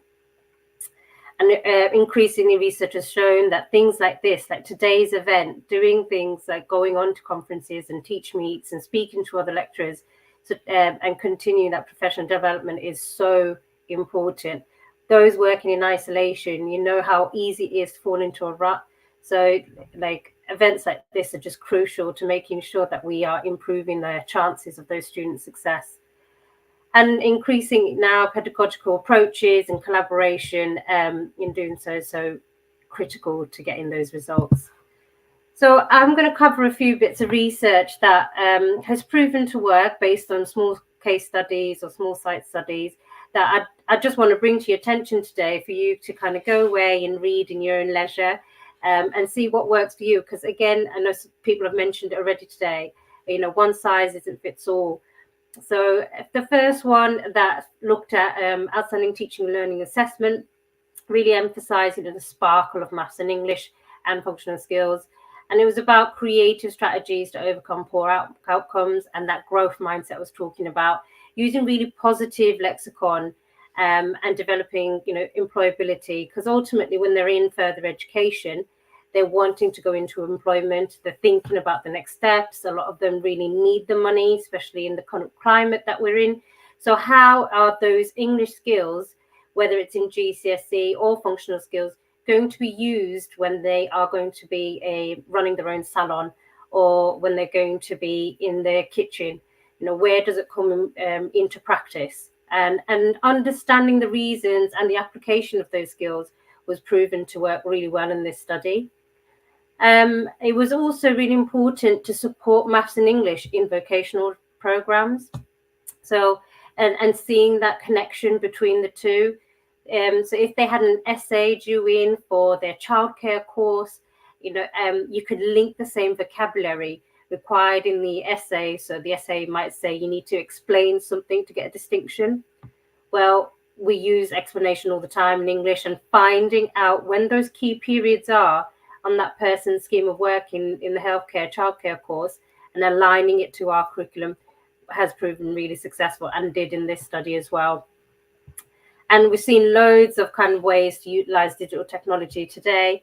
So, continue to use it because the students are finding that an easier way and an accessible way to get into English when they've got that fear or that anxiety around, say, reading or analyzing text. So we look at Noyes and Dalby. They found that these practices were effective, and you'll see a common theme in a lot of this. But they found that when you're coming into FE, they said it needs to contrast what's happening in schools. So students don't want another year of what was done in school, and as fantastic as it is at school, it's actually their mindset is shifted towards something else. So they want to, get ready for university or employment. So they're thinking in different ways. It's not about just getting that GCSE grade anymore. So they really think that it needs to contrast what's done in schools, and that the classroom culture needs to be different in very individual and looking at them as young adults, and they should dictate or have a voice and a say in where that curriculum goes. And really looking at maybe just pockets of groups and saying, well, if you want, you can study this text, and if you want, you can study this text, and really aim towards the same goal. But ultimately, they have a bit more flexibility and freedom and choice as to what they study, how they study it, what they want to do with it. I do find when reading into this that this would probably work where in a class or in a school where behavior and those expectations are already core foundations, and that you're not having to deal with low-level disruption all the time, etc. And you can give that autonomy to maybe the higher performing students. When we have tried this in certain contexts, it hasn't worked. The students sometimes struggle with that autonomy and need a little more scaffolding and direction. So again, one size doesn't fit all. Taylor et al. Really quite simple. Is that how good are your assessments in terms of targeted planning and teaching? So they really looked at the initial assessments and the diagnostics. So in FE, every student should be coming in and doing an initial assessment to find out what their starting points are. And often that's not used. So they really looked at the research and how can it be used to adapt that learning journey. There are loads of digital tools out there that colleges used to kind of base on AI and algorithms and give them learning pathways. But how does that tie into your lessons, and how effectively is it used by all the curriculum team? Then we've got Higton et al., and they looked at, again, assessments, good diagnostics, how relevant are the diagnostics, and they looked at contextualization. So again, making sure that the subject feeds into English, whatever vocational subject it is, and vice versa. So how does English feed into that vocational subject? A good way to do stuff like this is get the student to tell you. So one strategy we're trying is we're going to get the students to teach us. And so we as lecturers are going to go into the salon, and the students are going to articulate what they do in the day in the salon, how they're going to, to talk to the customer, what they're going to do, where they're going to look and read instructions, etc. And we're going to make note of all the different English skills that they've used in that process. And we're going to get together. And that's really going to highlight to the students the value of everything they're learning in class, to motivate them intrinsically, and to kind of build up that confidence that they can use English skills, basic communication skills, and they are using them to overcome those anxieties that stem from not achieving at secondary school. And those can be fed in through targeted approaches. So again, aligning targets at FE between curriculum and the English team, really important. So if the curriculum team are setting a target around assignments or any classwork, really having that discussion and say, what kind of vocabulary do they need to know for this? Or are there any themes that you're covering in English? Are we doing comparisons? And they can feed that through, and seeing those keywords, those key skills feeding through into all subject areas really strengthens that importance of English for these 16 to 19-year-olds. And then when we've got things like Hanley, the 5 R's, so we've got the recall, routine, revise, repeat, and be ready. This is used for maths, but what we've done is actually use it for English as well. Previously, so did about 3 years ago. And again, it worked brilliantly in terms of getting the students prepared for exams and assessments, and having that routine, so it reduced that cognitive load. They knew what to expect in the lesson. We always had the 10 question quiz in a lesson. We had a 5-question starter. We had plenary. And that routine, especially when they're dealing with all the other kind of traumas and all the other issues that they go through at that age in FE, was a help. And the students said it was great just to know what I needed when I came into an English lesson, and to know, what to expect. Sometimes we did throw a curveball in, but majority of the lessons, and I'd say 90% of the lessons, followed that standardized structure, and really stripped back any extra frills and fluffs to take away or detract the student from understanding what the task was. So that was a really good one, and it's coming back. So they started this study. 1 minute, Sabrina. Well, right. 1 minute, yeah. No problem. So this study was put on pause because of COVID, so it's coming back in. So keep looking out for it and see what is going on. So I talked a lot about growth mindset, and I think in FE is so important. Well, at any age really, but especially in FE, we're noticing that the anxieties, and we're seeing about 80% increase in students declaring anxiety and kind of other LLDD reasons why they can't access English and maths. So it really is about kind of creating a love for learning and resilience that's essential for accomplishment. So when you're thinking about the growth mindset, I want to kind of draw your attention to Rachel Arnold and this article about reframing and kind of empathy. So Rachel kind of talks about, students coming in with the concept that I failed and that's it. And then really failure should be normalized.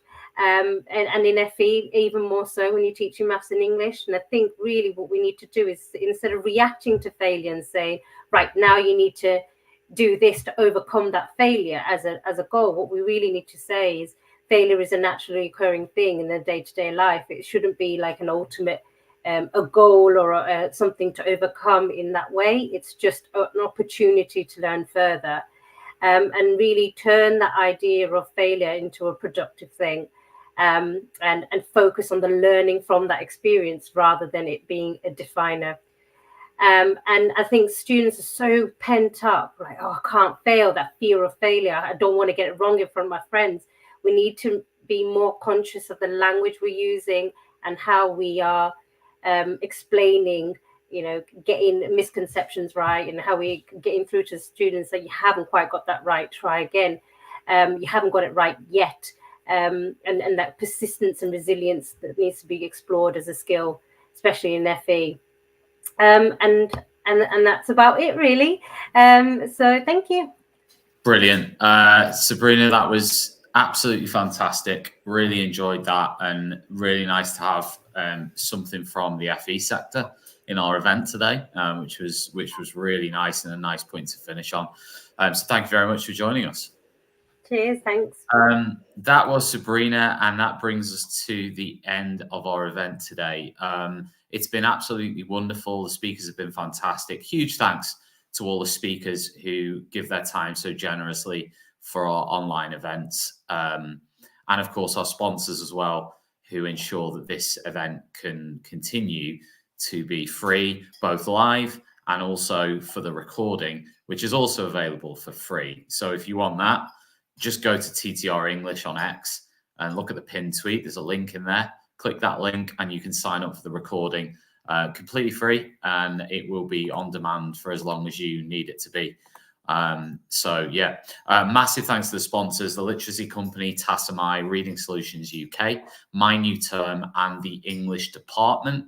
If you think that there is somebody who would benefit from this recording, please hit the share button, which is available right now. If you're watching this live, you can hit the share button, share the recording somewhere if you think there's someone else who could benefit from it. Or, of course, you could just share it privately via email or wherever you feel like it might benefit somebody. Our mission is to help more teachers. That's really what Teachers Talk Radio is all about, and to reach as many teachers as possible. So if there is somebody who you think this would be a nice sort of holiday gift for, then definitely send it on down the line. A huge thanks to Tom, who has been in the background all this time with myself. There he is, helping out with the technology and the slides and the presenters. So huge thanks to you, Tom, and to everybody who has been involved from the word go. We will be back with another event in the new year. To keep updated with all our events, I would recommend going to ttradio.org/events. That's the page to check. That's got the lists of all our upcoming events. I know we've got a face-to-face science event next April the 20th in Manchester. So if you want to get involved in that, or you know a science colleague who might be interested in it, then go to ttradio.org/events. They can sign up. And again, our face-to-face events are also free. So there's a £10 deposit, but you get that back when you sign into the event. So it is free for teachers to attend. Classroom teachers completely free. 20th of April next year for the science event. And also we'll be listing on the website any other events that we have. I know I mentioned earlier, if you want to get involved in helping Teachers Talk Radio events, or Teachers Talk Radio itself, go to ttradio.org/contact, fill in the form, get in touch with us, or just email us at info@ttradio.org. One of us will get back to you if you want to speak at an event, if you want to help organize an event, or if you want to get involved in actual Teachers Talk radio hosting. Perhaps that's more your bag, podcasting, radio hosting, then definitely get involved in that too. We love new voices. We want to hear from as many new voices as possible. So definitely get involved in that. So massive thanks everybody for tuning in live. You've created an amazing atmosphere for everybody involved. And we will see you again very, very soon.